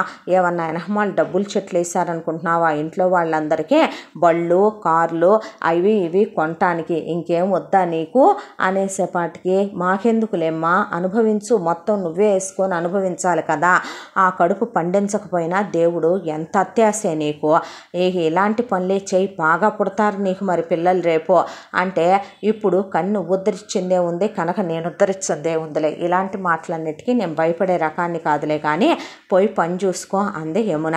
ఆ తర్వాత ఇక విజయ్ మెడికల్ షాప్ పెట్టాడు. మెడికల్ షాపు బాగా సాగటం మొదలైందే. మెడికల్ షాప్ మీద డబ్బులన్నీ ఏమైపోతున్నాయే, లాభాలన్నీ ఏమైపోతున్నాయి. ఇంకా నేను ఆ ముదరష్టపు చిల్లర కొట్టు ఆ ముష్టి హోటల్ పెడతామేంది. ఆయన కొడుకు మెడికల్ షాప్ పెట్టిన తర్వాత కూడా ఇంకా మేము ఆయన సెక్యూరిటీ గార్డు ఉద్యోగం చేయటం ఏంటి, ఇన్నాళ్ళ నుంచి మా కష్టార్జితం ఏమైంది లెక్క చెప్పు, మా సంపాదన ఏమైంది లెక్క చెప్పు, అవన్నీ పెట్టేగా మెడికల్ షాపులు పెట్టుకున్నారు. బాగానే సంపాదించుకొని బాగానే వెనకేసుకుంటున్నారు. ఇంకా మా రక్తాలు పిండి తాగాల తల్లి, దెయ్యమా రాక్షసి, నీ కడుపు నిండట్లేదంటే అని అత్తామామలిద్దరు కలిసి విరుచుకుపడ్డారు యమున మీద. మరే 1,000 కోట్లు వస్తున్నాయి, ఆ 1000 కోట్లు లెక్కలు చూసుకునేపాటికి నాకు నీ కొడుక్కి చేతులు పట్టేస్తున్నాయి, మరి ఎక్కడా అనేపాటికి అనుభవించండి అమ్మా, ఇంకా ఏమేమి పోసుకోవాలో, ఇంకా ఏమేమి మా సొమ్ము మీరు వేసుకోవాలని రాసిందో వేసుకోండి. మరే నువ్వు సంపాదించి పెట్టిన 700 ఎకరాల మాగాణి 300 ఎకరాల మెట్ట ఏం చేసుకోవాలో అర్థం కాక నేను మా ఆయన తల మునకలైపోతున్నా మరెక్కడ అనేపాటికి పెద్దోడా నువ్వేం మాట్లాడవా, ఏం మాట్లాడినమ్మా, విసుగ్గా ఉంది విసిగిచ్చకో అని విజయ్ పక్కకి వెళ్ళిపోయాడు.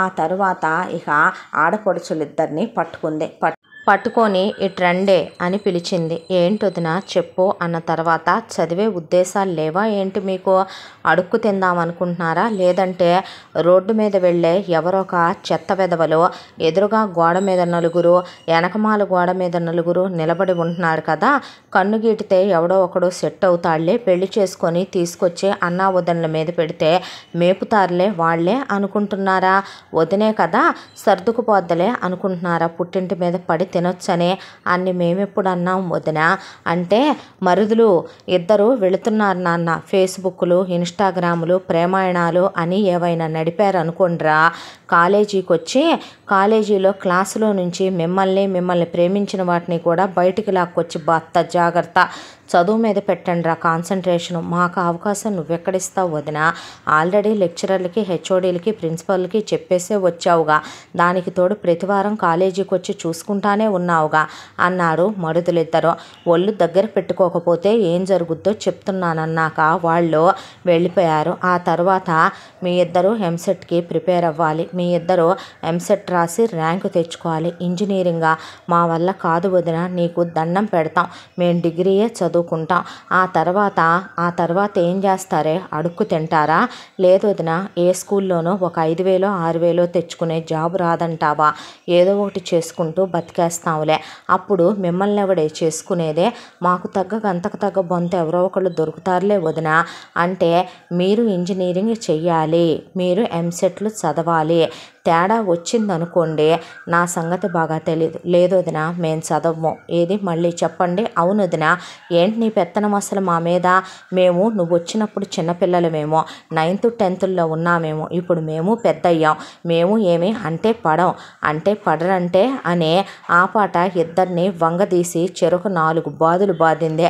నా కూతుళ్ళనే కొడతావంటే నేనే నా పిల్లల్ని ఎప్పుడు కొట్టుకోవాలా, నీ చేతులు ఎరగా నీ కాళ్ళు ఎరగా నీ పీనిగెల్లా, నా పెద్ద కొడుకు ఎనడు నువ్వు పొయ్యావనే వాడు మొలతాడు తెగి ముండమోసి ఎప్పుడు ఇంకో పెళ్లి చేసుకొని ఇంకో పెళ్ళాన్ని తెచ్చుకుంటాడో, అదేంటత్తయ్య ముందు నువ్వు కదా ఉందే, ముందు నాకు కొత్త అత్తయ్య వచ్చాక అప్పుడు వచ్చుద్దలే నీ కొత్త కోళ్ళు అనేసేపాటికి సిగ్గులేందానా, నువ్వన్నయ్యన్నీ పట్టించుకుంటే బాగానే ఉంటుంది బతుకు, ఏం చేయమంటావు, ఎదురింట్లో నీ కూతురుకు ఒకడు సైట్ వేస్తున్నాడు, పక్కింట్లో ఒకడు వెనకింట్లో ఒకడు, అదిగో ఎదురుగా గోడ మీద 10 మంది గాలి ఎదవలు కూర్చున్నారు, ఎవరు నచ్చాడో సెలెక్ట్ చేసుకొచ్చుకో అల్లుడుగా, ఏ టయానికి జరిగే ఆ టయానికి జరుగుతాయి, అలాగనుకోనే కన్నావా, అవునే అలాగనుకోనే కన్నా, నారు పోసే దేవుడు నీరు పెట్టడా, బిడ్డల్ని ఇచ్చినప్పుడు ముద్ద పెట్టడా, అందుకే కన్నా, నీలాగా కనకుండా ఏమీ ఉండిపోలేదులే, పిల్లా జల్లా లేకుండా నా కడుపేమి నీ కడుపులాగా రాయిగట్టి పోలేదులేవే అనేసి వెళ్ళిపోయింది కృష్ణవేణి. సరేలేవమ్మా అన్నాక ఆడపడుచుల్ని తెల్లవారుజామున లేపటం, 2 బాత్తం కూర్చోబెట్టి, ఈ పాలు దాగి చదవండి, ఈ కాఫీ దాగి చదవండి, ఈ గుడ్లు తిని చదవండి, ఈ టిఫిన్ తిని చదవండి అని కూర్చోబెట్టి ఎంసెట్కి ప్రిపేర్ చేయించింది. ఫస్ట్ గీతకి ర్యాంక్ వచ్చింది, గీతను కాలేజీలో వేసింది, తర్వాత వీణకి ర్యాంక్ వచ్చింది, ఆ తర్వాత వీణను తీసుకెళ్ళి కాలేజీలో పడేసింది, నచ్చినా నచ్చకపోయినా ఇష్టం ఉన్నా లేకపోయినా చదవాల్సిందే, ప్రతిరోజు రోజు మడుదులై ఆడపడుచులై ఫోన్ చెక్ చేసుద్దే. ఆ తర్వాత ప్రతి వారానికి ఒకసారి కాలేజీకి వెళ్ళి హెచ్ఓడీలతో, ప్రిన్సిపల్తో, లెక్చరర్లతో, అక్కడున్న మిగతా ఫ్రెండ్స్తో మాట్లాడుద్దే. మిగతా ఫ్రెండ్స్కి తన ఫోన్ నెంబర్ ఇచ్చి ఏదైనా డౌట్లు ఉంటే గనక వీళ్ళకి ఫోన్ చేయండి, వీళ్ళ గురించి ఏదన్నా చెప్పాలంటే నాకు ఫోన్ చేయండి అని చెప్పి మరీ వచ్చింది. ఇక దాంతో నోరు మూసుకొని వంచిన తలెత్తకుండా చదువుకోవటం తప్ప వేరే ఆప్షన్ లేకుండా పోయింది వీళ్ళకే. ఆ తర్వాత అభయ్ది ఫస్ట్ ఇంజనీరింగ్ కంప్లీట్ అయింది. ఐఐటికి ప్రిపేర్ అవుతున్నాను, ఎంట్రన్స్ రాశాను అని చెప్పాడు. బ్యాగ్ సర్ది మొహం మీదేసి వెళ్ళి చదువుకోపో అని చెప్పి అభయ్ని పంపించేసింది.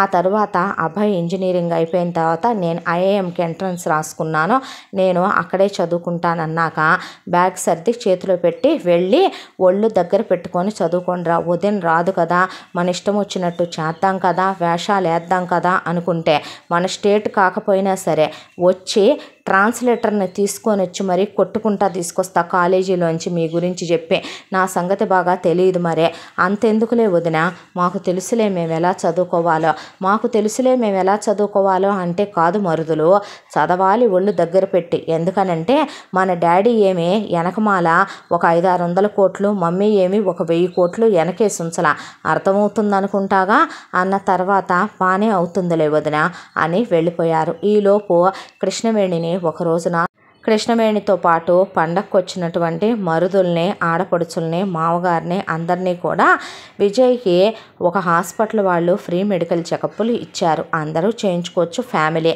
విజయ్, యమున వెళ్ళి చేయించుకొచ్చారు. ఆ తర్వాత ఇంట్లో వాళ్ళందరినీ తీసుకెళ్ళి చేయించుకురమ్మనమంటే ఇక ముందు తమ్ముళ్ళిద్దరూ వెళ్ళి చేయించుకొచ్చేశారు, చెల్లెళ్ళిద్దరూ వెళ్ళి చేయించుకొచ్చారు.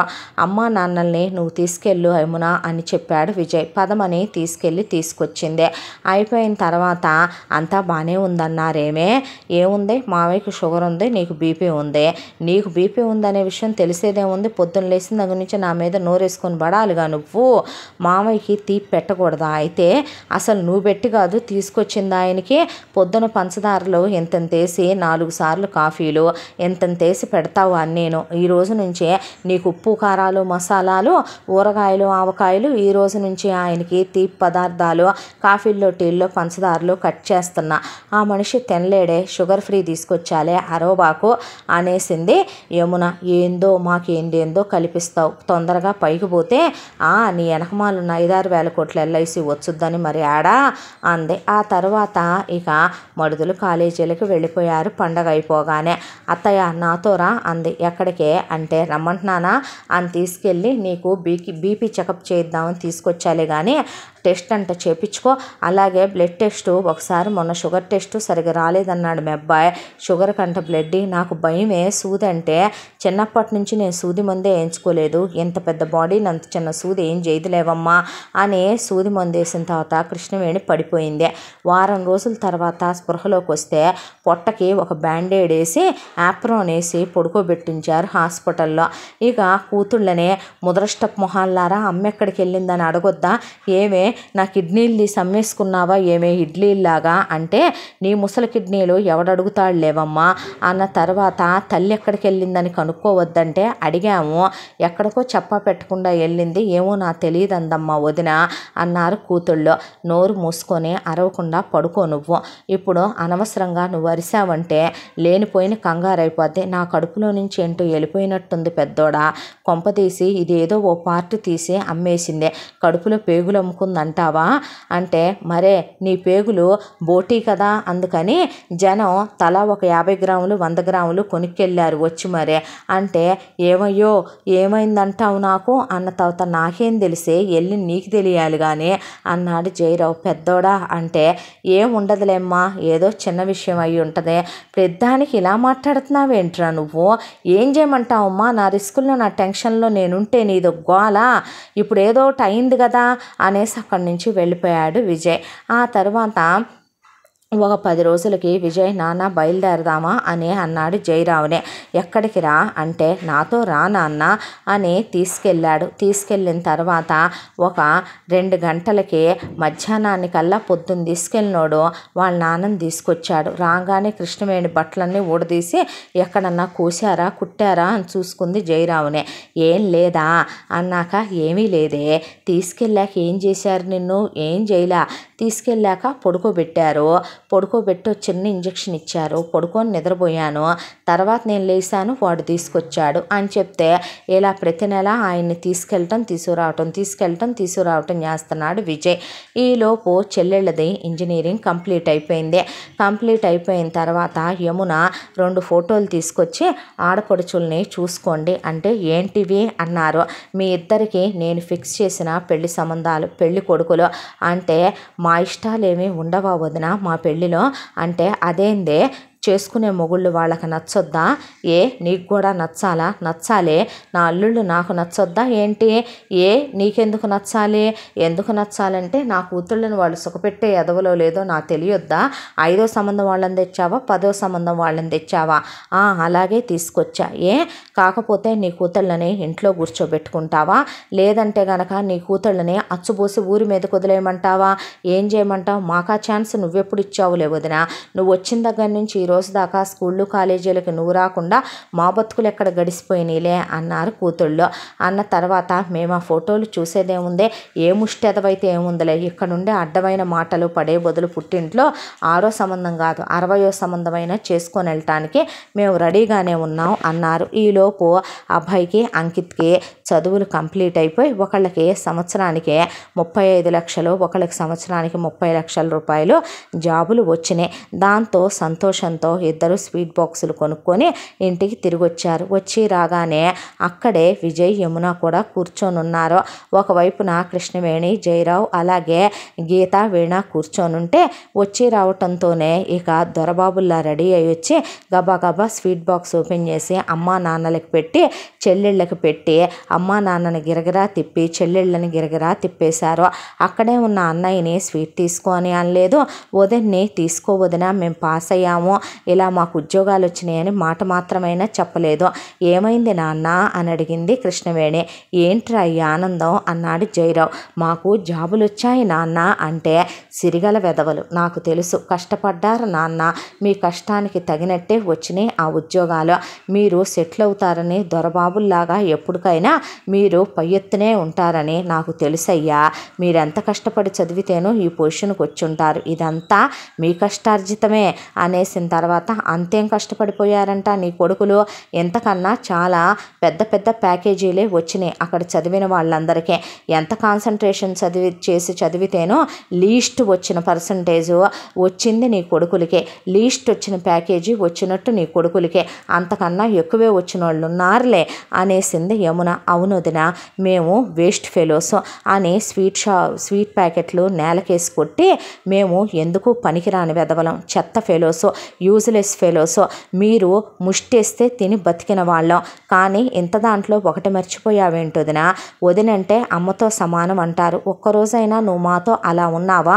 నీ పుట్టింటి దగ్గర నుంచి తీసుకొచ్చిన కోట్లేదో మేము తినేసినట్టు ఫీల్ అయ్యావు, మా కష్టార్జితాలతో మీరు బాగానే బాగుపడ్డారుగా వదిన, మమ్మల్ని చదివిస్తున్నట్టే చదివించి నువ్వు ఎన్ని మాటలు అన్నావో మేము మర్చిపోయామనుకుంటున్నావా ఏంటి? పొద్దున్నే నీళ్లు కొట్టి నిద్రలేపి నీ మర్చిపోలా, 2.5 గంటలు బస్సుల్లో పడి వెళ్ళి నీ మర్చిపోలా, నువ్వు అన్న మాటలు మర్చిపోలా, అవమానాలు మర్చిపోలా, మమ్మల్ని నువ్వు ఎంత ఎద్దేవా చేసి ఎంత అవమానించేదానివే, అలాగే మేము షర్ట్లు కొనుక్కున్నామని తీసుకెళ్ళి తగలబెట్టేశావు, మా ఫోన్లు చెక్ చేసావు, మా ఫ్రీడమ్ని కట్ చేసావు, ప్రతి క్షణం వచ్చి మా పెర్ఫార్మెన్స్ షీట్లు చెక్ చేసేదానివి కాలేజీకి, మా గురించి మేము ఐఐటీలకు వెళ్ళిన తర్వాత కూడా మాకు పెట్టిన ప్రతి టెస్ట్ పేపరు నీకు వాట్సాప్ పెట్టాలి, నువ్వు ఓకే అనాలి వాటిని చూసి, మా బతుకులు ఎలా తయారు చేసావంటే ఎందుకు పనికిరాని పనికిమాలిన వెదవల్లాగా తయారు చేసి నీ కాలి కిందేసి తొక్కాలనుకున్నావు, మా అన్నయ్య నిన్ను పెళ్లి చేసుకున్నాక నోట్లోంచి మాటరాని చేతగాని వెదవలా తయారవుతాడని మేము ఎప్పుడూ అనుకోలేదు, మీ వరకు మీరు బాగుపడి షాపులు బాగానే పెట్టుకున్నారు, ఇంకా ఎంత వెనకేసుకున్నారో, ఈ వయసు దాకా మమ్మల్ని నరకాలు పెట్టావు, మా నాన్నని పెట్టావు, మా చెల్లెళ్ళని పెట్టావు, మమ్మల్ని పెట్టావు, అందుకేనేమో నీకు పిల్ల జల్ల లేకుండా పోయారు వదినా. నీలో అమ్మ మనసు ఆడ మనసు ఉంటేనేగా, ఆడతనం ఉంటేనేగా అంటే రే అనేపాటికి చాలే ఊరుకో అన్నయ్య, మాకు సంబంధాలు తీసుకొచ్చిందంటరా. సంబంధాలు అవునరా రే, చెల్లెళ్ళిద్దరికీ కూడా పనికిమాలిన ఎదవలు 5వ సంబంధం ఎదవల్లో 6వ సంబంధం ఎదవల్లో ఏరుకొచ్చి నేను చూశాను సంబంధాలు, మీరు వీళ్ళనే చేసుకోవాలని డిసైడ్ చేసేసిందిరా. మమ్మల్ని ఎన్ని చెరలు పెడుతుందో తెలుసా. నన్ను హాస్పిటల్కి తీసుకెళ్ళింది, పొట్టలోంచి ఏంటో తీసేయించింది. ఆ రోజు నుంచి పొట్టలోంచి ఏంటో వెళ్ళిపోయింది. నాన్నని వీడు తీసుకొస్తున్నాడు నెలకోసారి. నాన్నని ఆల్రెడీ వీడు 15 సార్లు నుంచి తీసుకెళ్తున్నాడు. ఏం జరుగుతుందో ఏందో. ఆయనేమో వెళ్ళొచ్చిన ప్రతిసారి నాకు హుషారుగా ఉంటుంది అంటాడు. ఏం చేస్తున్నారో ఏంటోనయ్యా మా మీద ఏ చేతబళ్ళు బాణామతులు విషూచీలు చేపిస్తున్నారో, మా బాడీల్లో కళ్ళు కిడ్నీలు దొరికితే అమ్ముకుందామని చూస్తున్నారేమోనయ్యా అనేపాటికే ఇప్పటి వరకు పెట్టాం చూసాం నీ మొగుడు సంపాదనలోంచి అంటున్నావుగా వదిన. ఎంతకాలం వాడు పెళ్ళాం కొంగుచాటు మొగుళ్లాగా ఉండిపోయాడు కదా. పెత్తనం పెళ్ళై రాగానే నీ చేతికిచ్చి వాడు నువ్వు మాట్లాడిన ప్రతి మాటకి వత్తాసు పలుకుతున్నాడు కదా. ఎంతైనయో మొత్తం లెక్క చెప్పు.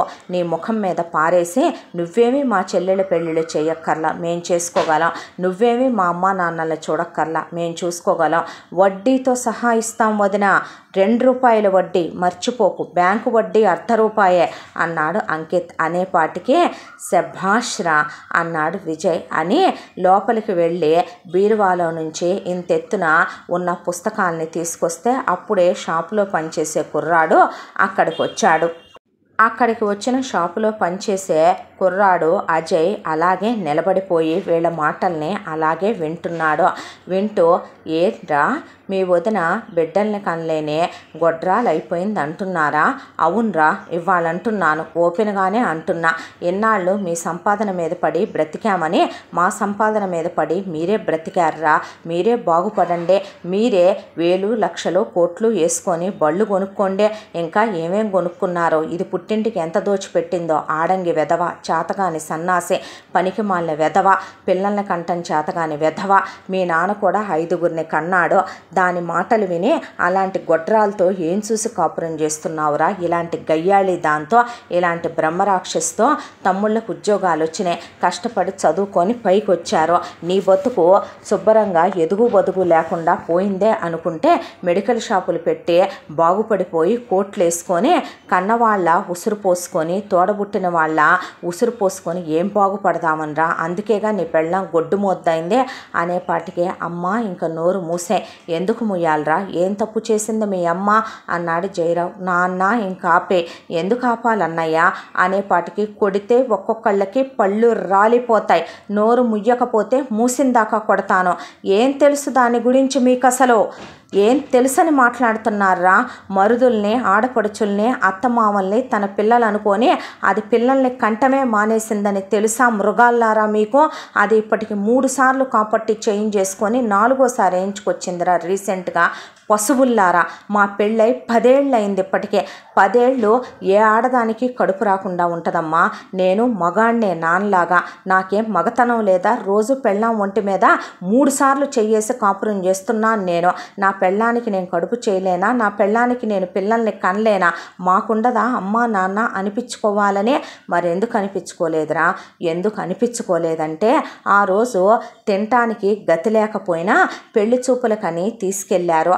ఆ రోజు పెళ్లి చూపులకి వెళ్ళేటప్పుడు నాన్న పేల్చిన బాంబు ఏంటో తెలుసా? ఫ్యాక్టరీలో నుంచి ఉద్యోగంలో నుంచి నన్ను పీకేశారు అనే. ఉద్యోగంలో నుంచి నిన్ను పీకేసినప్పుడు నాన్న నా జీతంతో ఇల్లు నెట్టుకు రావచ్చు, కానీ వెనకమాల 2 కొడుకులు కూతుళ్ళ చదువులున్నాయని తెలిసిన నువ్వు ఇంకో ఉద్యోగం ఎందుకు చూసుకోకుండా అమ్మకు ఎదురుగా కూర్చున్నావు నాన్న? పోనీ నా జీతం తీసుకొచ్చి నీకిస్తే నాన్న ఉద్యోగం పోయిందన్నాకైనా నువ్వేమైనా జాగ్రత్తగా వాడావా అమ్మ? మటన్లని చికెన్లని ఇంట్లోకి నీకు ప్రతి నెలా కొత్త చీరలు కొనాలి.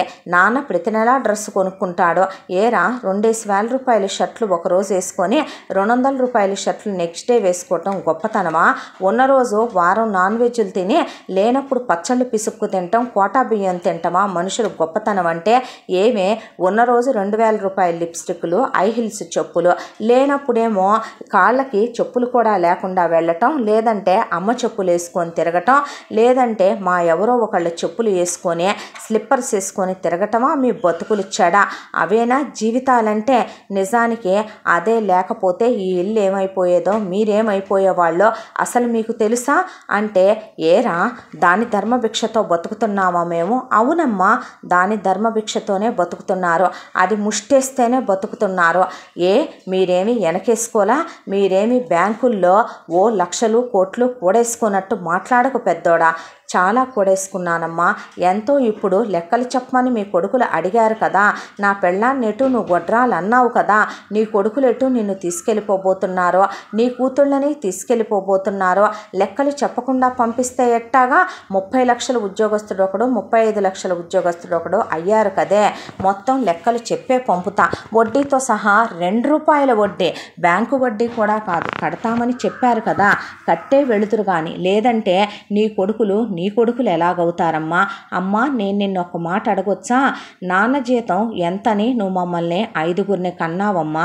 అదే నీ పొజిషన్లో ఇంకొక ఆడది ఉంటే నీకు బుద్ధి, సిగ్గు, జ్ఞానం, లజ్జ, మానం, అభిమానం లాంటివి ఉన్నాయా మీ ఇద్దరికి? వెనక ముందు ఆలోచించుకోకుండా పిల్లలకి ఒళ్ళు కప్పుకోవటానికి, సిగ్గు దాచుకోవటానికి బట్టలు కొనలేని మీరు, కడుపు నిండా తిండి పెట్టలేని మీరు, చదువు చెప్పించలేని మీరు పిల్లల్ని ఎలా కన్నారు? అంతమందిని ఎవడున్నాడని కన్నారు, ఎవడు ఎత్తాడని కన్నారు, ఎవడు మీరు కని ఊరి మీద వదిలేస్తే వాళ్ళ రెస్పాన్సిబిలిటీస్ తీసుకున్నారని కన్నారని నేను చేత్తో కాదు చెప్పుతో చెప్పుండేవాడిని సమాధానం. నా కన్నవాళ్ళు అయిపోయారు కాబట్టి, పెద్దవాళ్ళు అయిపోయారు కాబట్టి, రెస్పెక్ట్ ఇవ్వాల్సిన ఏజ్లో ఉన్నారు కాబట్టి, మన రిలేషన్ అలాంటిది కాబట్టి ఆ మాట అనలేక ఆగిపోతున్నాను నేను అన్నాడు విజయ్.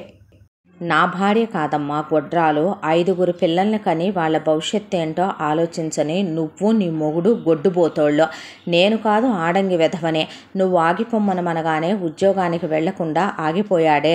ఇంటి ఆడదానికి మిషన్ కుట్టడం వచ్చే, వంట వార్పులు వచ్చే, వేడినీళ్ళకి చన్నీళ్ళని మగాడికి తోడుగా ఉండాల్సింది పోయి, అధిక సంతానాన్ని కనకూడదనే విషయాన్ని మర్చిపోయి, నారు పోసిన దేవుడే నీళ్లు పెడతాడు, దేవుడిచ్చిన ఆ పిల్లలు ఆయనే ముద్ద పెడతాడు అని నువ్వు వేదాంతం చెప్తుంటే వింటూ కూర్చున్నాడే నీ మొగుణ్ణంటారు ఆ మాటలు. నన్నరమ్మా, ఏ ఆడదమ్మా అమ్మతనాన్ని వద్దనుకుంటుంది, ఏ ఆడది మాతృత్వాన్ని వద్దనుకుంటుంది? నా భార్య వద్దనుకుందే. నువ్వు పెళ్ళే వద్దనుకున్న నన్ను పెళ్లి చూపులకి తీసుకెళ్ళావు. నేను యమునతో మాట్లాడాలని లోపలికి వెళ్ళాను. ఈ రోజుకి ఆ పిచ్చిదానికి నేనెందుకు నచ్చానో, నాలో ఏం నచ్చిందో నాకు ఇప్పటికీ అర్థం కాదు. లోపలికి వెళ్ళిన తర్వాత కూర్చున్న తర్వాత యమున, నేను అందంగా ఉండనండి, మీరు చాలా అందంగా ఉన్నారు, మహారాజులా ఉన్నారు, చూడగానే నాకు చాలా చాలా నచ్చేశారు.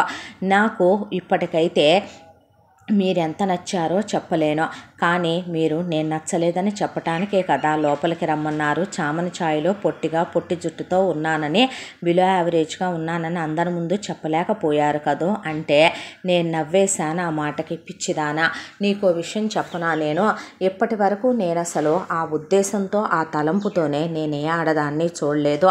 నా బ్రతుకేంటో తెలుసా? నేను పుట్టిన దగ్గర నుంచి ఏదేదో చదువుకోవాలి, ఏదేదో సాధించాలని ఎన్నెన్నో కలలు కనే ఓడిపోయిన వ్యక్తిని నేను.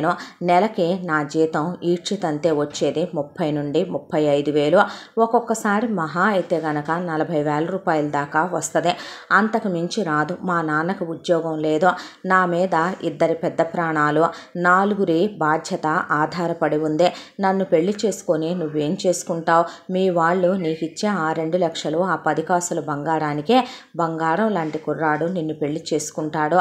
నువ్వు నాలోనే లోపం ఉందని నేను చెప్తాను యమున, నన్ను చేసుకున్నా నువ్వు సుఖపడలేవో, వద్దు ఈ పెళ్ళి, అర్థమవుతుందా నేను చెప్పేది? అంటే ఆగండి, ఎందుకు అలా మాట్లాడతారో అంది యమున. ఏం చేసుకుంటావు నన్ను చేసుకొని? నేను ఆగితే పర్వాలేదండి, ఇప్పుడు మీరేమనుకుంటున్నారో చెప్పండి. ఏమనుకోనో, నాకా గట్టిగా మాట్లాడటం రాదు, మా వాళ్ళ నేను మాట్లాడే వాటిని లెక్క చేయరు. నీకో విషయం చెప్పనా, నేను అలా జీతం తీసుకొచ్చిస్తే మా అమ్మ మొదటి వారంలో జీతం అవగొట్టి మిగతా 3 వారాలు రేషన్ బియ్యంతో పచ్చడి మెతుకులతో కనీసం మజ్జిగ నీళ్లు కూడా లేకుండా సంసారాన్ని వెళ్ళదీసుకొచ్చే మహా ఇల్లాలు. మా నాన్న సేమ్ పద్ధతి అవలంబిస్తాడు.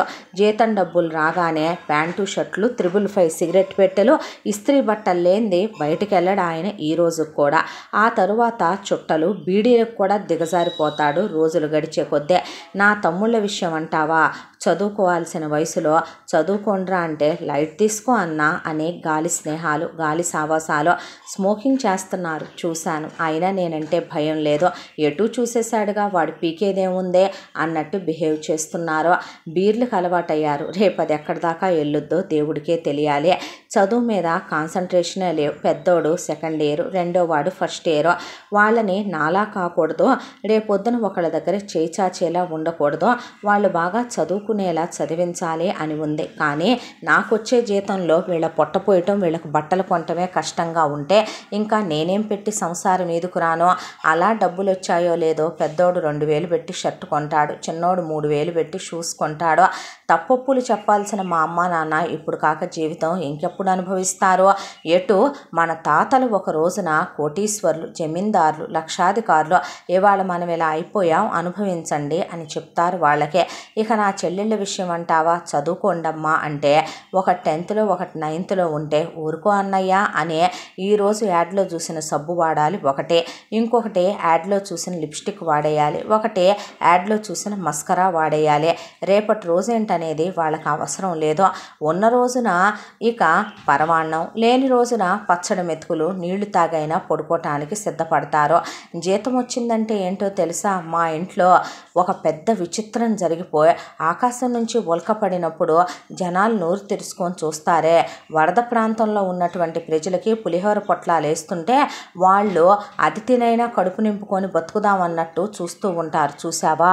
అలా జీతం జీతం జీతం అని ఎదురు చూస్తూ ఉంటారు. 1వ తారీఖు వచ్చిందంటే భయం వేస్తుంది యమున. ఆ వచ్చిన 1వ తారీఖు అలా వచ్చి వెళ్ళిపోద్ది. అన్న తరువాత మీకు ఉద్యోగం ఉంది కదండి, జీతం నేను వాడతాను ఇంట్లోకి సరిపోయే విధంగా, నువ్వు జీతం వాడలేవు యమున. అలాగా మమ్మ నిన్ను కూడా ఎలాగైనా సరే తన మాట వినేలా చేసేసుకుంటుంది. ఆ ఇంట్లో పరిస్థితులు ఏంటో తెలుసా, ఎవరినైనా వశీకరణం చేసేస్తాయి. ఆ ఇంట్లోకి నీకో విషయం చెప్పనా, 10 లక్షలు ఎత్తుకెళ్ళి అలా పెట్టినా కూడా 1 నెల రోజులకు మించి రావు. ఎందుకంటే అంత దుబారా మనుషులున్నారు ఆ ఇంట్లో. ఎవరికి ఎవరి భవిష్యత్తుల గురించి దిగులు బాధ లేదు. ఇక నా బతుకంటావా, ఇప్పుడు నాకు పెళ్ళొకటే తక్కువ. పెళ్ళైన తర్వాత ప్రతి ఆడదానికి పిల్లల్ని కనాలని ఉంటుంది. నన్ను చేసుకుంటే నువ్వు ఆ పిల్లల్ని కనలేవు. ఎందుకు చెప్పు అనవసరంగా అంటే ఏంటంటే, ఇంకా నా రెస్పాన్సిబిలిటీస్ కంప్లీట్ అవటానికి 10 ఏళ్ళు టైం పట్టుద్ది. ఆ 10 ఏళ్ళు నువ్వు పిల్లల్ని కనకుండా ఉంటావా చెప్పు, నేను ఉండమంటాం న్యాయమా చెప్పు. ఉంటానండి. ఏం మాట్లాడుతున్నావు యమున? అవునండి, మీరు మాట్లాడిన మాటల్లో ముందు మీరు నాకు మనిషిగా నచ్చారు, తర్వాత మాటల్లో ఒక వ్యక్తిగా నచ్చారు. మీకు నేను నా గురించి ఒక విషయం చెప్పాలి. మా ఇంట్లో మా అమ్మ పెద్ద పనికి మాలిందే. ఏ రోజు తప్పుని తప్పు ఒప్పుని ఒప్పు అని మా అమ్మ మాట్లాడదు. దాంతోనే మా అన్నయ్య రమేష్ మా అమ్మ కమల చేసిన గారాబానికి పనికి మాలిన వెధవలా తయారయ్యి చిన్నప్పుడే సిగరెట్కి మందుకి అలవాటైపోయాడు. అమ్మాయిలతో లెక్క లేకుండా తిరుగుతాడు వాడు. అడ్డమైన రోగాలు కూడా వస్తూ ఉంటాయి వాడికి. మా అమ్మ ఇక పచ్చి అబద్ధాలు చెప్పి మా వదిన కరుణ్నిచ్చి అన్నయ్యకి పెళ్లి చేసిందే. వదినకి ఆ విషయం తెలిసి తేరుకునేసరికి 2 బిడ్డల తల్లి అయిందే. అన్నయ్య రోజు తాగొచ్చి వదినని చావు బాధేస్తాడు. అడ్డం వెళ్ళిన నన్ను సపోర్ట్ చేసిన మా అక్కని కూడా పడేసి కొట్టేవాడు. మా అమ్మ నానా ఆరళ్ళు పెట్టుద్ది మా వదిన్నే. ఏ రోజు ప్రశాంతంగా ఉండదు మా వదిన ఇంట్లో. ఆ తాగుడు అలవాటు ఏదో మాన్పించి మామూలు మనిషిని చేసుకుందామని ప్రయత్నించే మా వదిన ఓడిపోయింది. ఇక మా అక్క విషయం అంటారా, మా బావ పెద్ద పోస్కోలు డబ్బా వెధవ. రెండో విషయం, వాడు మమ్మ పప్ప బాయ్. వాడు ఆ విషయాలన్నీ దాచిపెట్టేసి మా అక్క పెళ్ళైన తర్వాత తర్వాత నేను ఉద్యోగం చేస్తాను, మనం వేరే ఊళ్ళో ఉంటాం, వేరు కాపురం పెట్టుకుందాం అని మా అక్క పెళ్లి చూపుల్లో మాట్లాడిన హైపర్ మాటలకి వాడన్నీ అబద్ధాలు చెప్పి మా అక్కని పెళ్లి చేసుకొని ఆ తర్వాత 3 నెలలు తిరగకుండా మా అక్కని ప్రెగ్నెంట్ చేసి ఆ తర్వాత కడుపు తీయించుకునే టైం కూడా అయిపోయింది అన్నప్పుడు వాడికి ఉద్యోగం లేదు, సద్యోగం లేదు, వాడికి స్థిరచరాస్తి ఉంది. అయితే అది వాళ్ళ అమ్మ బాబుల పేరు మీద ఉంది. వాడు వాళ్ళ అమ్మ కూర్చోమంటే కూర్చొని, నుంచోమంటే నుంచుంటాడు. వాళ్ళ నాన్న నవ్వమంటే నవ్వి, ఏడవమంటే ఏడుస్తాడు. 24 గంటలు ఇక వాడు అనకూడదులే కానీ ఉత్తర కుమారుల్లాగా అమ్మా నాన్నల వెనకాలే తిరుగుతాడు. అక్కకి 2 మగపిల్లలు. అత్తారింట్లో నానా నరకాలు పడుతుంది. ఆడపడుచులు వచ్చి పట్టం పద్దాక వాళ్ళకు వండి పెట్టలేక, అత్తలకి మామలకి సేవలు చేయలేక, పై ఎత్తున మొగుడు తన బాధని అర్థం చేసుకునేవాడు కాక బిడ్డల కోసమని నెట్టుకొస్తూ ఏదో ఒక రోజుకి తన కష్టాలు దేవుడు తీర్చకపోతాడా అని అది ఎదురు చూస్తోంది. అక్క నాకన్నా 5 ఏళ్ళు పెద్దది, అన్నయ్య నాకన్నా 10 ఏళ్ళు పెద్దోడు. ఇక ఈ ఇంటి పరిస్థితి ఏంటి అంటారా? ఈ ఇల్లు ఎలా ఉంది అంటే దేవుళ్ళ లాంటి మా నాన్న వల్లే.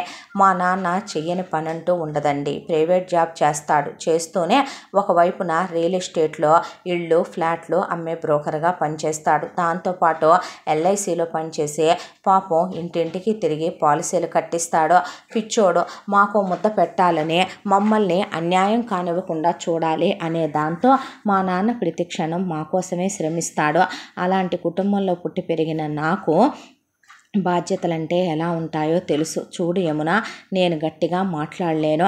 నువ్వు నా భార్యగా వస్తే మా ఇంట్లో వాళ్ళని అదిలించాలి, హద్దుల్లో పెట్టాలి, గట్టిగా మాట్లాడాలి, గిరిగీసి గిరిలో కూర్చోబెట్టాలి, గట్టిగా మాట్లాడాలా? అవును, గద్దించి గదమాయించి మాట్లాడాలి, గడసరిదానిగా ఉండాలి.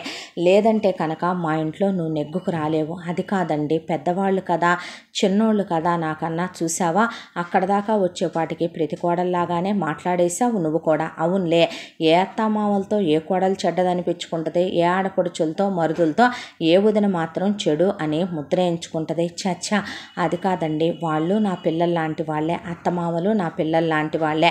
మరి అలాంటప్పుడు తల్లి బిడ్డల్ని ఒక మాట అంటే, ఒక దెబ్బ కొడితే పట్టించుకుంటామా?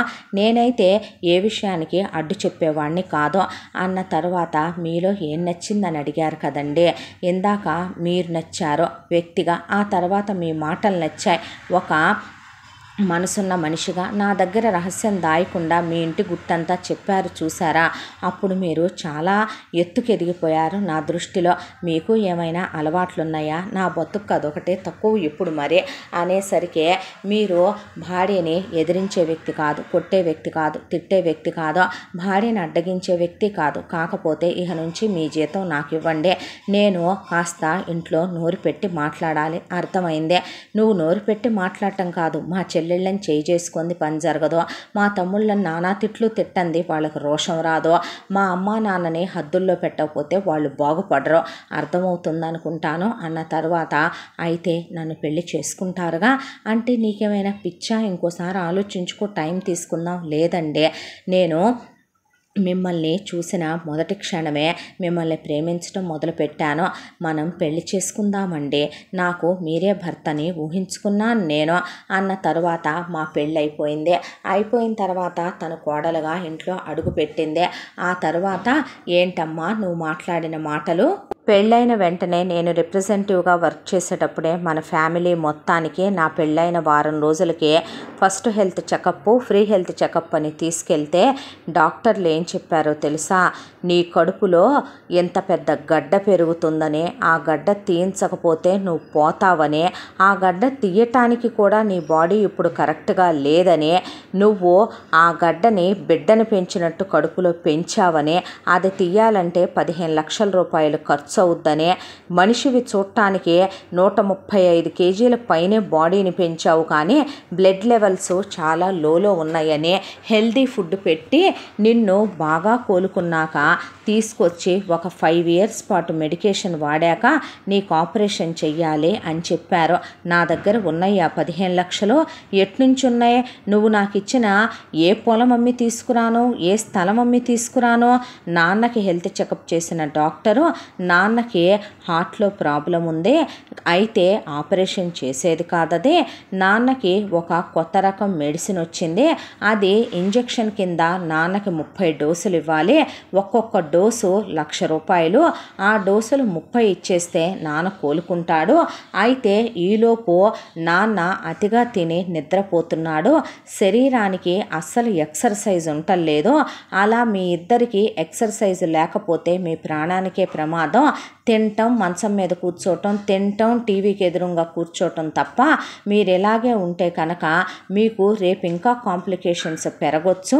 హెల్దీ ఫుడ్ పెట్టాలి, ఉప్పు కారాలు తగ్గించాలి, బీపీ షుగర్లు బాగా ఎక్కువగా ఉన్నాయి. ఇద్దరు అడ్డమైన గడ్డి తిని డబ్బులు ఉన్నప్పుడేమో పంచభక్ష పరమాణాలు, లేనప్పుడు పచ్చడి మెతుకులు బతుకులు కదా మనవే. దాంతో గ్యాస్ ట్రబుళ్ళు, అల్సర్లు, థైరాయిడ్లు, ఉండాల్సిన ఆల్ కాంప్లికేషన్స్ కొలెస్ట్రాల్తో సహా ఉన్నాయని చెప్పి పంపిస్తే, ఆ తరువాత నీ కూతుళ్ళున్నారే దేవతలు, ఈ దేవతలిద్దరూ అప్పటికే మెచ్యూర్ అయి ఉన్న పీరియడ్స్ సరిగ్గా రావట్లేదని ఒక నెల, ఓవర్ బ్లీడింగ్ అవుతుందని ఒక నెల, పర్లేదులే ఓవర్ బ్లీడింగ్ అయితే చెడు రక్తం పోతుంది, పర్లేదులే ఒక నెల రాపోతే పోయిన నెల అయింది కాబట్టి రాలేదని గైనిక్ ఎక్స్పర్ట్వి నువ్వు చెప్పేదానివి కదా నీ కూతుళ్ళకి.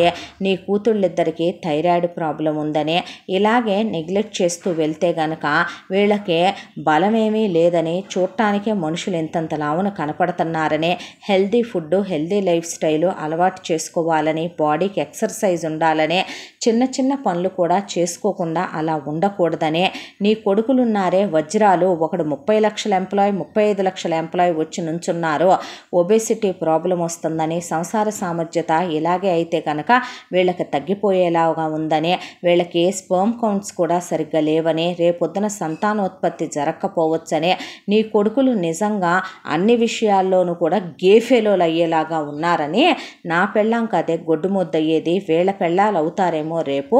అదే కాక నీ కొడుకులకి ఉండాల్సిన అడ్డమైన బీర్లు తాగి, అడ్డమైన సిగరెట్లు తాగి, ఒకడికి టీబీ స్టార్టింగ్ స్టేజ్లో, ఒకడికి లివర్ ప్రాబ్లము స్టార్ట్ అయ్యే కూర్చున్నాయి నీ కొడుకులకి.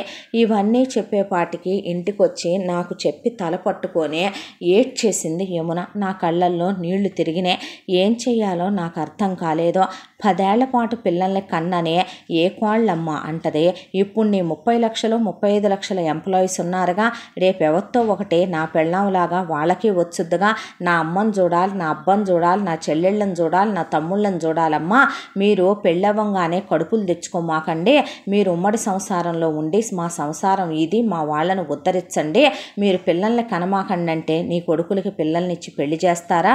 అలా అన్నా సరే ఓకే ఐ లవ్ యూ అని నీ కొడుకుల్ని పెళ్ళిళ్ళు చేసుకొని నిన్ను, నీ మొగుడిని, నీ కూతుళ్ళని, నీ కొడుకుల్ని చూస్తారా?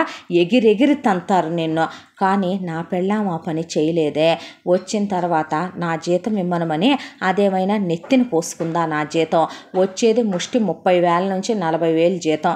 నెలాఖరికి నేనే ఇంకో 10,000 రూపాయలు అప్పు పట్టుకు రావాలి ప్రతి నెల. అది మన బతుకులో. దాంతో మిమ్మల్ని పొద్దున్నే లేపి ఇక ఎక్కడ మీరు మామూలుగా చెప్తే వినరేమోనని ఇంటి పని, వంట పని అని నాన్న తీసుకెళ్ళి సెక్యూరిటీ గార్డుగా పెట్టిందే నెలకి 7,000 నీ మొగుడు తెచ్చే కోట్లు దాన్ని నెత్తిన పోసుకోవటానిక. నీతో ఇంటి ముందు చిల్లర కొట్టు పెట్టి ఇంటి ముందు చిన్న చిన్న పనులు చేసుకుంటావులే, కాలక్షేపం అవుద్దని నువ్వు రోజుకమ్మే 500-600 టిఫిన్ వల్ల దానికి ఏమైనా ఒక 1,000 కోట్ల రూపాయలు ఏమన్నా వస్తాయనా? మీ ఇద్దరికి ట్యాబ్లెట్లు వేసి, మీ ఇద్దరికి ఉడకబెట్టిన గుడ్లు ఇచ్చి, మీ ఇద్దరికి పాలల్లో ప్రోటీనిక్స్ పౌడర్లు కలిపించి, ఒకవైపున మీకు హెల్దీగా ఉండాలని ఆకుకూరలు, కూరగాయలు వండి పెట్టి, మీకోసమని ఇంట్లో ఉన్న అందరికీ ఉప్పు కారాలు తగ్గించి వండి, నాన్ వెజ్ వండిన మసాలాలు తగ్గించేసి, ఒకవైపున నీ కొడుకులకు బాలేదు కాబట్టి ఆ ఎదవలకి మందులు డైరెక్ట్గా వేసుకోమంటే నువ్వు, నీ మొగుడు, నీ కొడుకులు, నీ కూతుళ్ళు మందులు మింగరగా. మీరు మందులు మింగటం అంటే భయంగా మీకు. మీరు తినే వాటిల్లో, తాగే వాటిల్లో మెడిసిన్స్ కలిపించి అలా మిమ్మల్ని అది కోలుకునేలా చేసిందే. నీ కూతుళ్ళతో పని మనుషులను తీసేసి ఇంట్లో పని చేయించింది. వచ్చింది. ఆ తరువాత ట్యూషన్ చెప్తే ఎన్ని కోట్లు వచ్చినాయమ్మా నీ కూతుళ్ళకి, అలాగైనా చదువు మీద ఇష్టం పెరుగుద్దేమో అనుకుందే. బరితెగిచ్చే అడ్డమైన వాళ్ళకి నీ కూతుళ్ళు పెద్ద మనిషి పైటేసి 10 రోజులు కాకముందే నీ కూతుళ్ళు కన్నుగేటుతూ ఒకటే, లవ్ లెటర్ ఇచ్చాడని, గ్రీటింగ్ కార్డు ఇచ్చాడని ఒకటే, లేచిపోవటానికి సైతం రెడీగా ఉన్నాయి తెలుసా నీ కోడలు వచ్చేసరికి. అలాంటి నీ కూతుళ్ళని 4 వేస్తే తప్ప, దగ్గరుండి చదివిస్తే తప్ప, వాళ్ళ గురించి కాలేజీకి వెళ్ళి ఎక్కడ పిల్లలు తప్పుదారి పడతారోనని చూసుకుంటే తప్ప, పిల్లల్ని క్యారెక్టర్లతో ఉంచటం ఒక తల్లిలాగా అది చేసిన తప్ప. నీ కొడుకులు అప్పటికే ఫేస్బుక్లు, ఇన్స్టాగ్రాములని అడ్డమైన వాటితో చాటింగులు చేసి అప్పటికి నీ కొడుకులు సిగరెట్లు, మందు వరకే ఆగారు.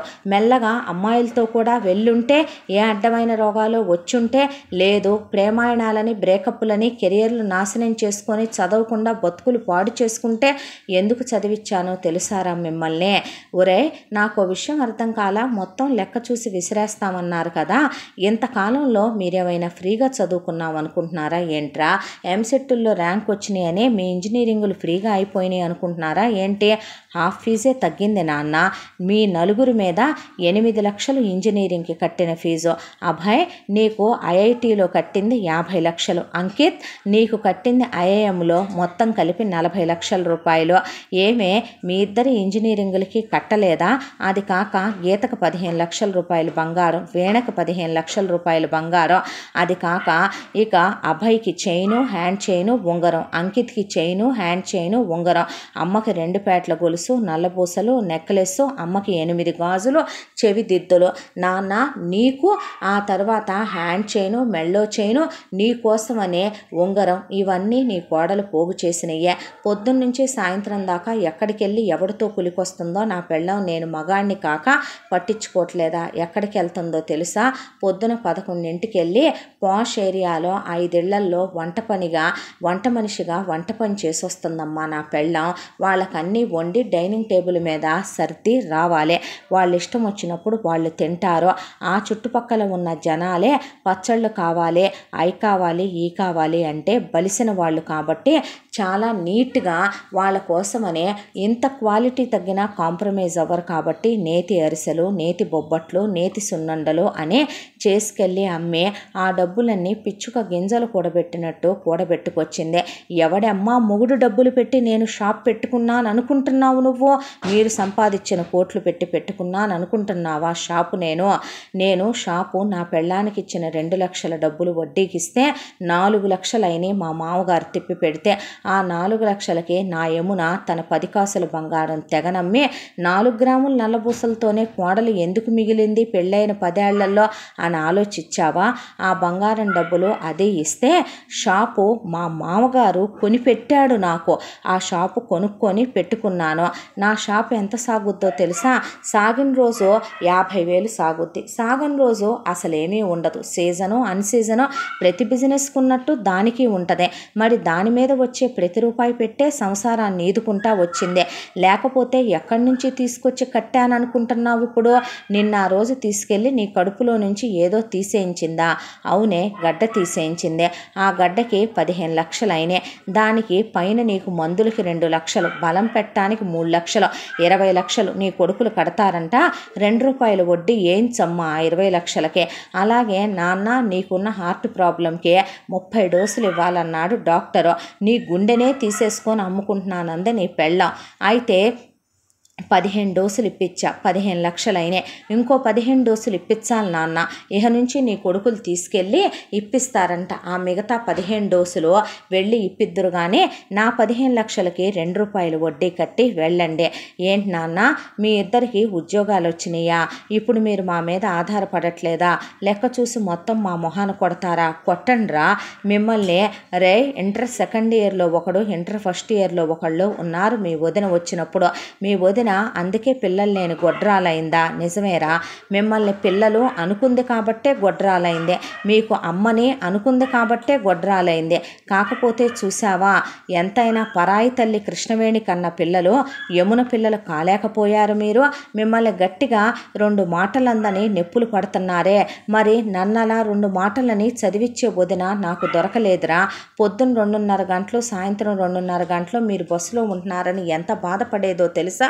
వచ్చాక ఎక్కడ గాలి స్నేహాలు చేస్తారేమోనని కావాలనే నిన్ను ఓలా ర్యాపిడోలని, కావాలని నిన్ను ఫుడ్ డెలివరీలని పంపించి మీ దృష్టిలో అది చెడ్డదైందే. ఏమే ట్యూషన్లు చెప్పమంటే అంత నొప్పి వచ్చిందా? ఎన్ని మాటలు అనుకున్నారే నా పెళ్ళాన్నే. అదే ట్యూషన్లో మీతో ఎందుకు చెప్పించిందో తెలుసా? అవి లేకపోతే మీకు ఫోన్లు గుర్తొస్తాయి, ఎదురింటి గోడ మీద ఉన్న అడ్డమైన ఎదవలు గుర్తొస్తారు. ఎలాంటి ఏరియాలో పెట్టావు నాన్న దుకాణం నువ్వు? సంసారం అనే దుకాణాన్నే. ఇది పక్కా స్లమ్ ఏరియా, అందరూ పక్కా రోక్స్, రాస్కెల్స్, అలగా జనాలు ఇక్కడ ఉండేదే. నీ కూతుళ్ళు ఈ పాటికి నా పెళ్ళామే కనుక కాలేజీలకు వెళ్ళి నీ కొడుకుల్ని, నీ కూతుళ్ళ గురించి చెక్ చేసుకుని పెర్ఫార్మెన్స్ షీట్లు చూసుకుని వీళ్ళ క్యారెక్టర్లని కాపాడుతూ రాకపోతే నీ కొడుకులు ఎప్పుడో ఏ డ్రగ్స్కో అలవాటయ్యో, లేకపోతే ఏ దొంగలుగానో తయారయ్యో, లేదంటే నాలా అడుక్కు తినే వెధవల్లాగా ఏ డిగ్రీలు చదివి ఏ అడుక్కు తినే ఉద్యోగాలు చేస్తూ మీ మాటలు వినే మరొక అడుక్కునే వాటిని పెళ్ళిళ్ళు చేసుకునో సెటిల్ అయిపోయేవాళ్ళు. ఎందుకు చదివించానో తెలుసా? నెలొచ్చేసరికి 30,000 తెచ్చుకునే నాలాంటి ఒక సామాన్యమైన ఉద్యోగే ఎక్కడ 10,000 అప్పు దొరుకుద్దా సంసారం ఈదటానికి అని ఒకటి దగ్గర చేయి చాపాలి. ఆ రోజు మీకు ఎప్పటికీ రాకూడదు. దర్జాగా దొరబాబుల్లాగా ఉండాలి. ఈరోజు మీకు వచ్చే జీతాలతో మీరెవరిని ₹1 అడుక్కోవాల్సిన అవసరం లేదు కదరా. మీ మీద ఏ రెస్పాన్సిబిలిటీసు లేవుగా. తీసుకెళ్ళండిరా. మీ అమ్మ, మీ నాన్న, మీ చెల్లెళ్ళు ఎంతకాలం అని నేను మాత్రం మోస్తానో. వడ్డీతో సహా లెక్కలు కట్టి వెళతామన్నారు కదా, లెక్కలు కట్టించి వెళ్ళిపోండి. 6వ సంబంధం వాళ్ళని చూసిందా అమ్మ? నీ కూతుళ్ళకి నా పెళ్ళాం అంతరిక్షం నుంచి అల్లుళ్ళని తేలేపోయిందా? అసలు నీ అల్లుళ్ళ ముఖాలు చూసావా? వీడి పేరు రవీంద్ర ఫ్రమ్ USA, వీడి పేరు దిలీప్ ఫ్రమ్ ఆస్ట్రేలియా. ఇండియా నుంచే వెళ్ళారు. ఒకటి జీతం నెలకు 5 లక్షలు, ఒకటి జీతం నెలకు 6 లక్షలు. మంచి సెల్ఫిష్ అల్లుళ్ళమ్మా నీ అల్లుళ్ళు. కట్నం లేకుండా నీ కూతుళ్ళని చేసుకుంటున్నారనుకుంటున్నావా? మేము కట్నం ఇస్తామన్నాక కూడా ఆ కట్నం ఎంతో కూడా నీ అల్లుళ్ళే చెప్పారు. వాళ్ళ అమ్మా నాన్నలు పెట్టేవి కూడా వదలనే గొప్ప అల్లుళ్ళే నీ అల్లుళ్ళు. వాళ్ళ అమ్మా నాన్నలు పెట్టేయే అటువైపు నుండి ఎటు వస్తాయి. వాళ్ళ పెళ్ళాలకు పెట్టే బంగారాలు లెక్కే. దాంతోపాటు వాళ్ళు ఎంత చెప్పారో తెలుసా నీ కూతుళ్ళని చేసుకోవటానికి? ముందు నీ కూతుళ్ళ క్యారెక్టర్ మంచిదైతే చేసుకుంటామన్నారు. అమెరికాలో ఉన్న, ఆస్ట్రేలియాలో ఉన్న ప్రతి ఒక్కడికి వర్జినే కావాలి. ప్రతి ఒక్కడికి క్యారెక్టర్తో ఉన్న ఆడదే కావాలి. ఆ క్యారెక్టర్లో మీకు ఒకడితో ప్రేమాయణం నడపకుండా, ఒకడి వెంట కన్నెత్తి చూడకుండా ఎలా ఉన్నారే మరే? వాళ్ళు డిటెక్టివ్ని పెట్టి ఎంక్వైరీ చేయించుకున్నారు మీ వెనక. మీ ఫ్రెండ్స్ మీరు సొల్లుబాగుడు బాగుతారని చెప్పారే తప్ప మీకు ప్రేమాయణాలు ఉన్నాయని చెప్పలేదు. దాంతో వాళ్ళ ఎంక్వైరీ అంతా కంప్లీట్ అయ్యాకే మీ సంబంధాలు వాళ్ళు ఓకే అనుకున్నారు. ఆ అనుకున్న అంత దాంట్లో వాళ్ళు ఎంత అడిగారో తెలుసా? గీతకి అలాగే వీణకి 15 లక్షల రూపాయలు బంగారం, ఇద్దరికీ కలిపి ఒకళ్ళది పొద్దున ఒకళ్ళది సాయంత్రం పెళ్లి ముహూర్తం, 30 లక్షలు పెళ్లి ఖర్చులు. ఇక అబ్బాయిలకేమో బంగారం, బట్టలు, అబ్బాయి వాళ్ళ చుట్టాలకి బట్టలు, లాంఛనాలు 10 లక్షలు. అది కాక 40 లక్షల రూపాయలు లిక్విడ్ క్యాష్ ఇస్తే మిమ్మల్ని తీసుకెళ్ళి అక్కడ ఎంఎస్ చేయించి మీతో కూడా జాబులు చేయిస్తామన్నారు. వాళ్ళు మిమ్మల్ని ప్రేమించే మొగుళ్ళు, కొట్టరు తిట్టరు, చదువుకున్నారు, సంపాదించే మొగుళ్ళు, అమెరికాలో ఆస్ట్రేలియాలో ఉండే మొగుళ్ళు, ఫారెన్లో ఉండే మొగుళ్ళు. కాకపోతే ఒక విషయం తెలుసా? ఆ మొగుళ్ళు కూడా మిమ్మల్ని ఫ్రీగా ఏమీ చేసుకోవట్లేదమ్మా. ఇంత దాంట్లో అన్నయ్య వదిన చెల్లెళ్ళ గురించి ఆలోచించారో మరి మా పెళ్ళాల గురించి ఆలోచించలేదేంటని మరుదులు అనుకుంటారని మీ వదిన గారు బాధపడిపోయి, ఒరేయ్ అభయ్, రేపు నువ్వు పెళ్లి చేసుకుంటావేమోనని నీ పెళ్ళానికి ఒక తాళి గొలుసు, నీ అమ్మ బాబు ఎటూ ఛాన్సర్ కదా, మంగళసూత్రం, నల్లపూసలు, 4 గాజులు, హారం, నెక్లెస్, అలాగే నీ పెళ్ళాం కోసం నీ కోసం ఎంగేజ్మెంట్ రింగులు అవన్నీ కొని ఉంచింది. సేమ్ సార్ అంకిత్ గారు, మీకు కూడా అవన్నీ కొని ఉంచారు మీ వదిన గారు. ఇంతకీ నేను మిగిల్చుకుందేంటో తెలుసా, నేను చేయించుకుందేంటో తెలుసా, మీ వదిన ఇప్పటికీ చేయించుకుందేంటో తెలుసా? దాని మెళ్ళో ఉన్న ఆ 4 గ్రాముల నల్లబూసలే. అన్నయ్య ఇలాగే ఉండిపోయాడు ఇప్పటికే. షాప్ మీద 30 లక్షల అప్పు. ఏరా ఎలా సాగుతుందిరా మన షాపు అని అడిగాడు అజయ్నే. ఎంత దాంట్లో మీకన్నా వాడికి ఎక్కువ విశ్వాసం ఉందిరా. వాడు నా దగ్గర 10th క్లాస్ పిల్లాడప్పుడు వచ్చాడు. అప్పటి నుంచి ప్రతి సంవత్సరం వాడికి ఫీజు కట్టి చదివిస్తున్నాను నేను. దానికే వాడంత విశ్వాసంగా వర్క్ చేస్తాడో తెలుసా? సొంత తమ్ముళ్ళు చెల్లెళ్ళ విషయంలో, అమ్మా నాన్నల విషయంలో నేను నిలబెట్టుకోలేంది ఏంటమ్మా? బయటోళ్ళు అంత విశ్వాసంగా ఉంటారు నాతో. వెళ్ళిపోండమ్మా, తీసుకెళ్ళిపోండ్రా. ఎంత దాంట్లో నేను సంపాదించుకుంది నా కష్టార్జితంతో ఏంటో తెలుసా? 4 బెడ్రూమ్స్ ఉన్న ఒక ఇల్లు. అది కూడా ఏంటో తెలుసా? నా పెళ్ళానికి నాకు ఒక బెడ్రూమ్, పుడితే నా పిల్లలకి ఒక బెడ్రూమ్, ఎప్పుడన్నా మీరు వచ్చి వెళితే ఉండటానికి ఒక బెడ్రూమ్, ఒక పూజ గది. నన్ను కన్నారు కదా ఒక మహానుభావుడు, ఒక మహానుభావురాలు. ఎటు వీళ్ళు పల్లెటూరి బైతులు, దానికి తోడు వీళ్ళు అడుక్కు తినే మందా అని. రేపు 30 లక్షలు 35 లక్షలు జీతాలు తెచ్చుకునే మీకు మీ లెవెల్కి తగ్గ పెళ్ళాలే వస్తే సిగరెట్లు తాగి చుట్టలు బీడీలు తాగే మామగారు నచ్చుతాడా? గంటకోసారి తినే అత్తగారు నచ్చుద్దా మీ పెళ్ళాలకే? అప్పుడు వాళ్ళు బయటికి గెంటేసి చీత్ఫు అన్నాక రావటం ఎందుకు? నాతోనే ఉంటారు కదా అనే. ఎంత దాంట్లో ఫర్ యువర్ కైండ్ ఇన్ఫర్మేషన్ నా పెళ్ళాం చేసిందేంటో తెలుసా అమ్మా? నీ కొడుకులు ఓలాలు, నీ కొడుకులు వెళ్ళి కష్టపడి పనిచేసిన డబ్బులు, నీ కూతుళ్ళు ట్యూషన్ చెప్పిన డబ్బులు, అవి పెట్టి మీకు ఆపరేషన్లు ఛాన్సలేదు, అవి పెట్టి నాన్నకి నేను ట్రీట్మెంటు ఛాన్సలా, నీ కొడుకుల్ని కూతుళ్ళని చదివించలా. ఇవిగో పాస్బుక్స్ నీ పేరు మీద నాన్న పేరు మీద చెరొక 10 లక్షల రూపాయలు అది బ్యాంకులో వేసుంచింది. అవి కాక ప్రతి నెల ఆ రోజు నుంచి ఈ రోజు వరకు 10 ఏళ్లుగా మీ ఇద్దరి పేరు మీద, నీ పేరు మీద 10,000, నాన్న పేరు మీద 10,000 మ్యూచువల్ కట్టుకుంటూ వస్తుంది. ఎందుకో తెలుసా? మా దగ్గర ఉండటం ఇష్టం లేక నువ్వు అభయ్ దగ్గరకో, అంకిత్ దగ్గరకో, గీతా వీణ దగ్గరకో మీరు వెళ్ళినా వాళ్ళు మిమ్మల్ని చీత్ఫు అని బయటికి గెంటకుండా ఆ డబ్బులు మీకు సోషల్ సెక్యూరిటీని ఇస్తే, ఎవరి దగ్గర ఉండటం ఇష్టం లేక మీరు విడిగా ఉన్న దాని మీద ఇంట్రెస్ట్తో మీరు బ్రతికేస్తారు అని. చాలమ్మా చాలు, ఇప్పటి వరకు మేము అనిపించుకున్నవి చాలు, మీరు అన్నయ్యే చాలు, ఇప్పుడు మీరు ఫ్రీ బర్డ్స్, మీ ఇష్టం వచ్చినట్టు మీరు చేసుకోండి అనేపాటికి కిందకు చూసేసరికి ఇక కృష్ణవేణి, జయరావు ప్లేస్ కూడా లేదు వీళ్ళకే. ఒకవైపున విజయ్ కాళ్ళ మీదేమో అన్నయ్యా అని, మేము తప్పు చేశాం అన్నయ్యా అని చెల్లెళ్ళు పడి తలకాయ బాదుకొని, వదినా అనే మరుదులు వదిన కాళ్ళు పట్టుకొని మమ్మల్ని క్షమించండి, నిజంగానే మా ఫీజులు ఎలా కడుతున్నారు, ఎవరు కడుతున్నారు అనేది కూడా తెలుసుకోలేని మూర్ఖులం, మృగాలం, పశువులం మేము. మా గురించి ప్రతి క్షణం నువ్వు ఆలోచిస్తున్నావు అనుకోలేదు వదిన. 4 మాటలు అనగానే మనసు బాధ పెట్టుకున్నాం వదిన. అమ్మ పెంచిన పెంపకంలో మా జ్ఞానం అంతవరకే ఉంది వదిన. మమ్మల్ని క్షమించొదిన. అమ్మ నువ్వు మాకు అమ్మ కన్నా ఎక్కువమ్మ. నీకు పిల్లలు లేరన్నందుకు ఆ ఉసురు పాపం మాకు తగులుద్దొదిన. మమ్మల్ని క్షమించొదిన అన్నా, మమ్మల్ని క్షమించొదిన. ఇంకెప్పుడు మేము ఇలా చెయ్యమన్నా, మేము ఇలా చెయ్యం వదిన అని కాళ్ళ మీద పడితే, ముందు మీరు పైకి లేవండి అన్నాక మేము ఎక్కడికి వెళ్ళాం. ఎక్కడికి వెళ్ళండి వెళ్ళండి అంటున్నాం, మేము మీతోనే ఉంటాం అని కృష్ణవేణి, జయరావు, యమున చేతులు పట్టుకొని క్షమించమ్మా మమ్మల్ని. నిజంగానే నాకే బుద్ధుంటే నా పిల్లల్ని సరిగ్గానే పెంచుండేదాన్నే. ఏ రోజు ఇలాంటి ఒక రోజు వస్తే ఎలా బ్రతకాలనే ఆలోచనే లేని బుద్ధి తక్కువ దాన్నే. మీ మామయ్య కూడా నాకు తగినవాడే దొరికాడు, లేదంటే కనుక ఇవాళ నువ్వు చేసిన పని నేను ఎప్పుడో చేసుండేదాన్నే. క్షమించమ్మా నన్ను అంది కృష్ణవేణి. అనేసరికి మీరెవ్వరూ నన్ను క్షమాపణలు అడగొద్దు. మీ లైఫ్లో మీకెవరికి ఏ బాధ కలగకూడదనే మేము కోరుకుందే. అభయ్, అంకిత్, మీరు మా డబ్బులు మాకు వెనక్కి తిరిగిస్తామన్నారు. మా డబ్బులేమీ మాకు వెనక్కి తిరిగి ఇవ్వద్దులే, కానీ మీ వదినగా మిమ్మల్ని అమ్మలా ఒక మాట అడుగుతున్నాను. మీ అందరినీ నేను నా మాటలతో చేతలతో బాధ పెట్టుంటే ముందుగా మీ అందరికీ ఐఎమ్ రియల్లీ సారీ వదిన. అంతకన్నా ఎక్కువే అనుకున్నాం వదిన మేము నిన్ను. పర్వాలేదు, నేను మిమ్మల్ని చేసిన దానికేగా మీరు అనుకున్నారు. అయితే మీ ఇద్దరు ముందు 1-2 సంవత్సరాల పాటు అభయ్, అంకిత్ మీ ఇద్దరు ఉద్యోగాలు చేసి ఇల్లు కొనుక్కోండి. ఇల్లు కొనుక్కున్నాకే పెళ్లి చేసుకోండి, సరేనా?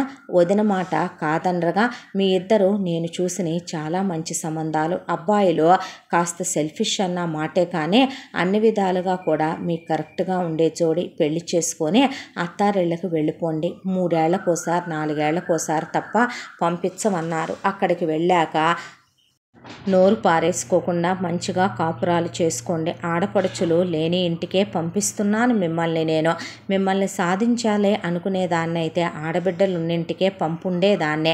ఎందుకంటే మీ అన్నయ్య నా మాట వింటాడు, నా మాటకు విలువిస్తాడు.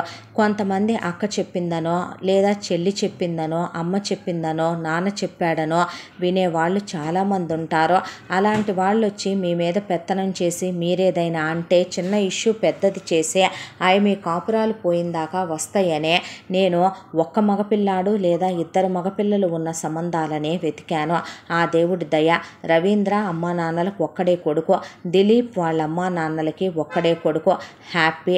మీ ఇద్దరు వెళ్ళి మీ కాపురాలు మీరు చేసుకోండి. ఇక మీ అమ్మా నాన్నని మీరు తీసుకెళ్లాలనుకున్నారు అభయ్, అంకిత్ వాళ్ళు వస్తామంటే నిరభ్యంతరంగా తీసుకెళ్ళండి. వాళ్ళకి మీరు ఏమీ చూడాల్సిన అవసరం లేదు.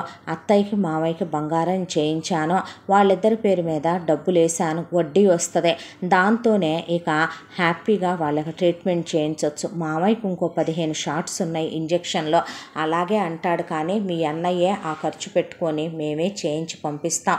ఎక్కడికమ్మా మేము వెళ్ళేది, ఎక్కడికి వెళ్ళమేమేమో అనే కోడల్ని గట్టిగా కౌగిలించుకున్నారు అత్త మామలు. మమ్మల్ని క్షమించమ్మా, ఒరే పెద్దోడా దెప్పబాకురా, ఎందుకురా దెప్పుతావు, ఎవర్రా తప్పులు చెయ్యండి, ఇవన్నీ నాకు తెలిసేంట్రా, లోకజ్ఞానం లేని మాలోకం దాన్నే అన్న తర్వాత ఇంతకాలం నీ కోడలు చేసేది చాకిరీ అమ్మా, ఆ చాకిరీ నేను ఇప్పుడు దాకా దాంతో మాన్పించలేకపోయాను తెలుసా నీకు అనేసరికి ఇప్పుడెందుకు సొంతింట్లోకి వీళ్ళ పెళ్ళిళ్ళు అయ్యాక వెళ్ళొచ్చుగా అమ్మా అందే.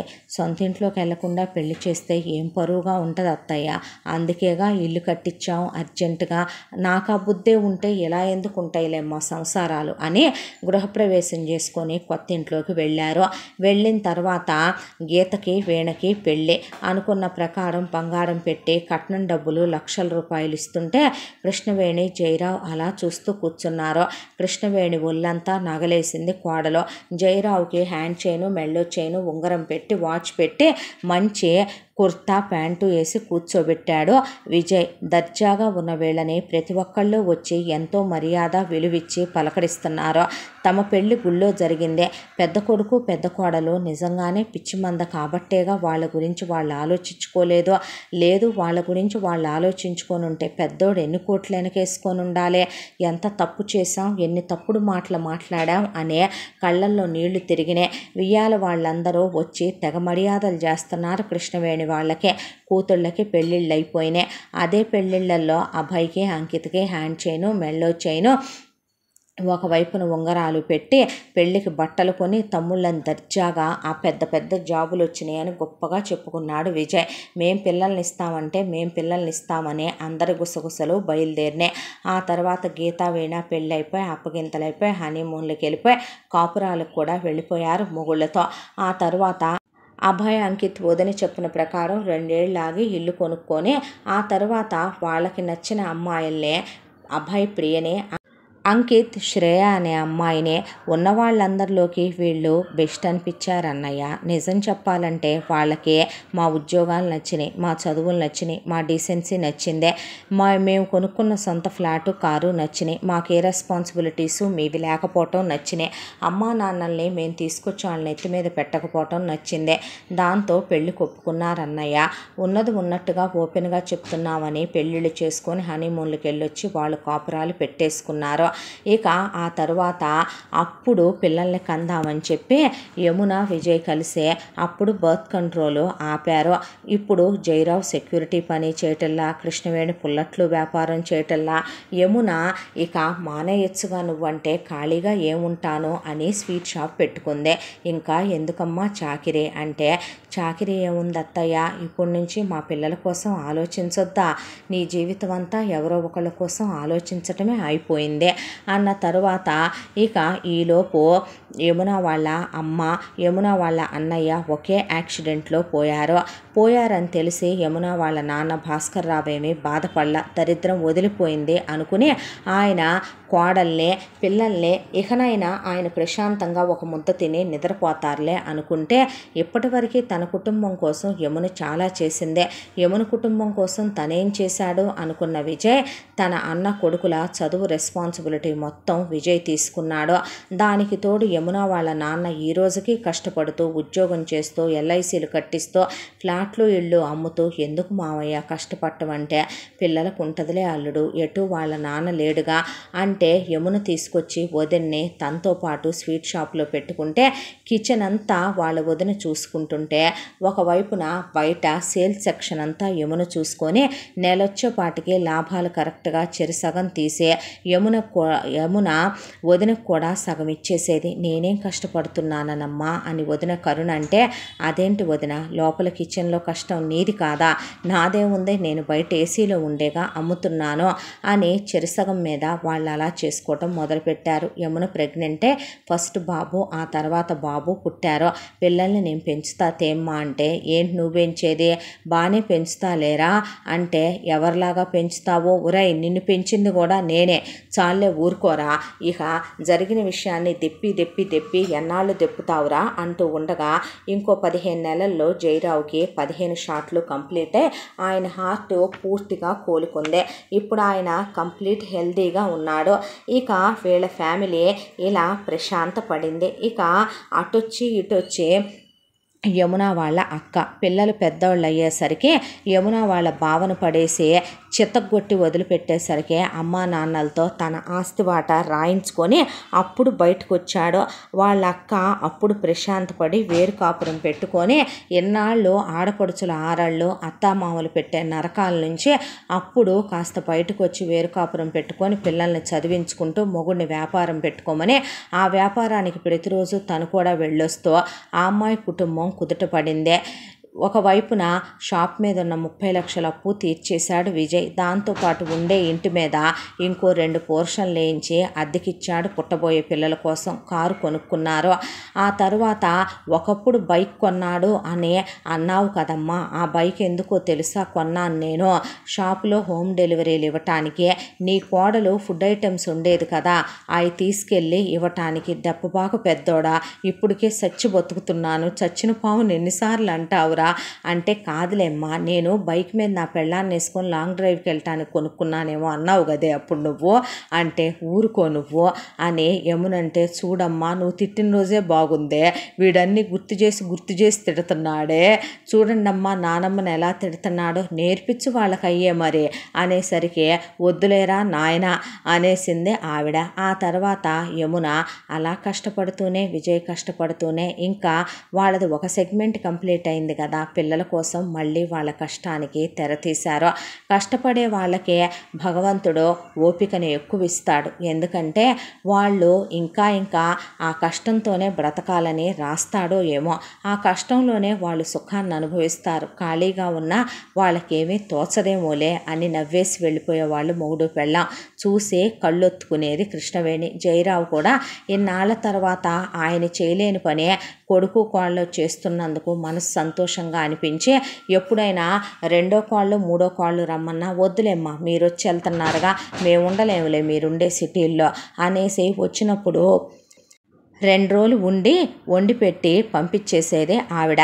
3 ఏళ్లకోసారి అల్లుళ్ళు కూడా అంతే. అమెరికా నుంచి వచ్చినప్పుడు రావచ్చుగా అత్తయ్య అనేవాళ్ళు. వద్దులే బాబు, అక్కడికెందుకు దేశంగా దేశం నీళ్లు పడిసావు మాకు, అక్కడికి వచ్చి ఏం పాసి పని చేయంరా మేము అనుకొని, పర్లేదులే నాన్న ఇక్కడే ఉంటామని 1 వారం రోజులు ఉండేళ్ళండని వండి పెట్టి పంపించేసేది ఆవిడ. మొత్తానికి వాళ్ళకి లోకజ్ఞానం కూడా తెలిసింది పెద్ద కొడుకు అన్న మాటలతో. ప్రపంచం మన చుట్టూనే ఉంటుంది, దాన్ని తెలుసుకోవాల్సిందే మనమేనని బాగా తెలుసుకున్నారు వీళ్ళు. ఇలా మొత్తానికి ఈ కథ ఇలా సుఖాంతమైంది. ఈ గడసరి కోడలు నిజానికి గడసరి కోడలు కాదు, మనసున్న కోడలు, మంచి కోడలు. కాబట్టే ఆ ఇంటిని అంత చల్లగా నిలబెట్టింది ఆ కోడలు. ఇలాంటి కోడళ్ళందరికీ మనసారా నమస్కారాలు తెలియజేస్తూ ఇంతటితో ఈ కథ సమాప్తం. మళ్ళీ మరొక మంచి కథతో కలుసుకుందాం. తప్పకుండా మన ఛానల్ని లైక్ చేయండి, షేర్ చేయండి, సబ్స్క్రైబ్ చేయండి, బెల్ ఐకాన్ క్లిక్ చేసి ఆల్ అనే బటన్ ప్రెస్ చేయడం మర్చిపోకండి. ఈ కథను మనకు అందించిన కథా రచయిత్రి జి. ఆమ్ని శ్రీనివాస్ గారు. Thank you.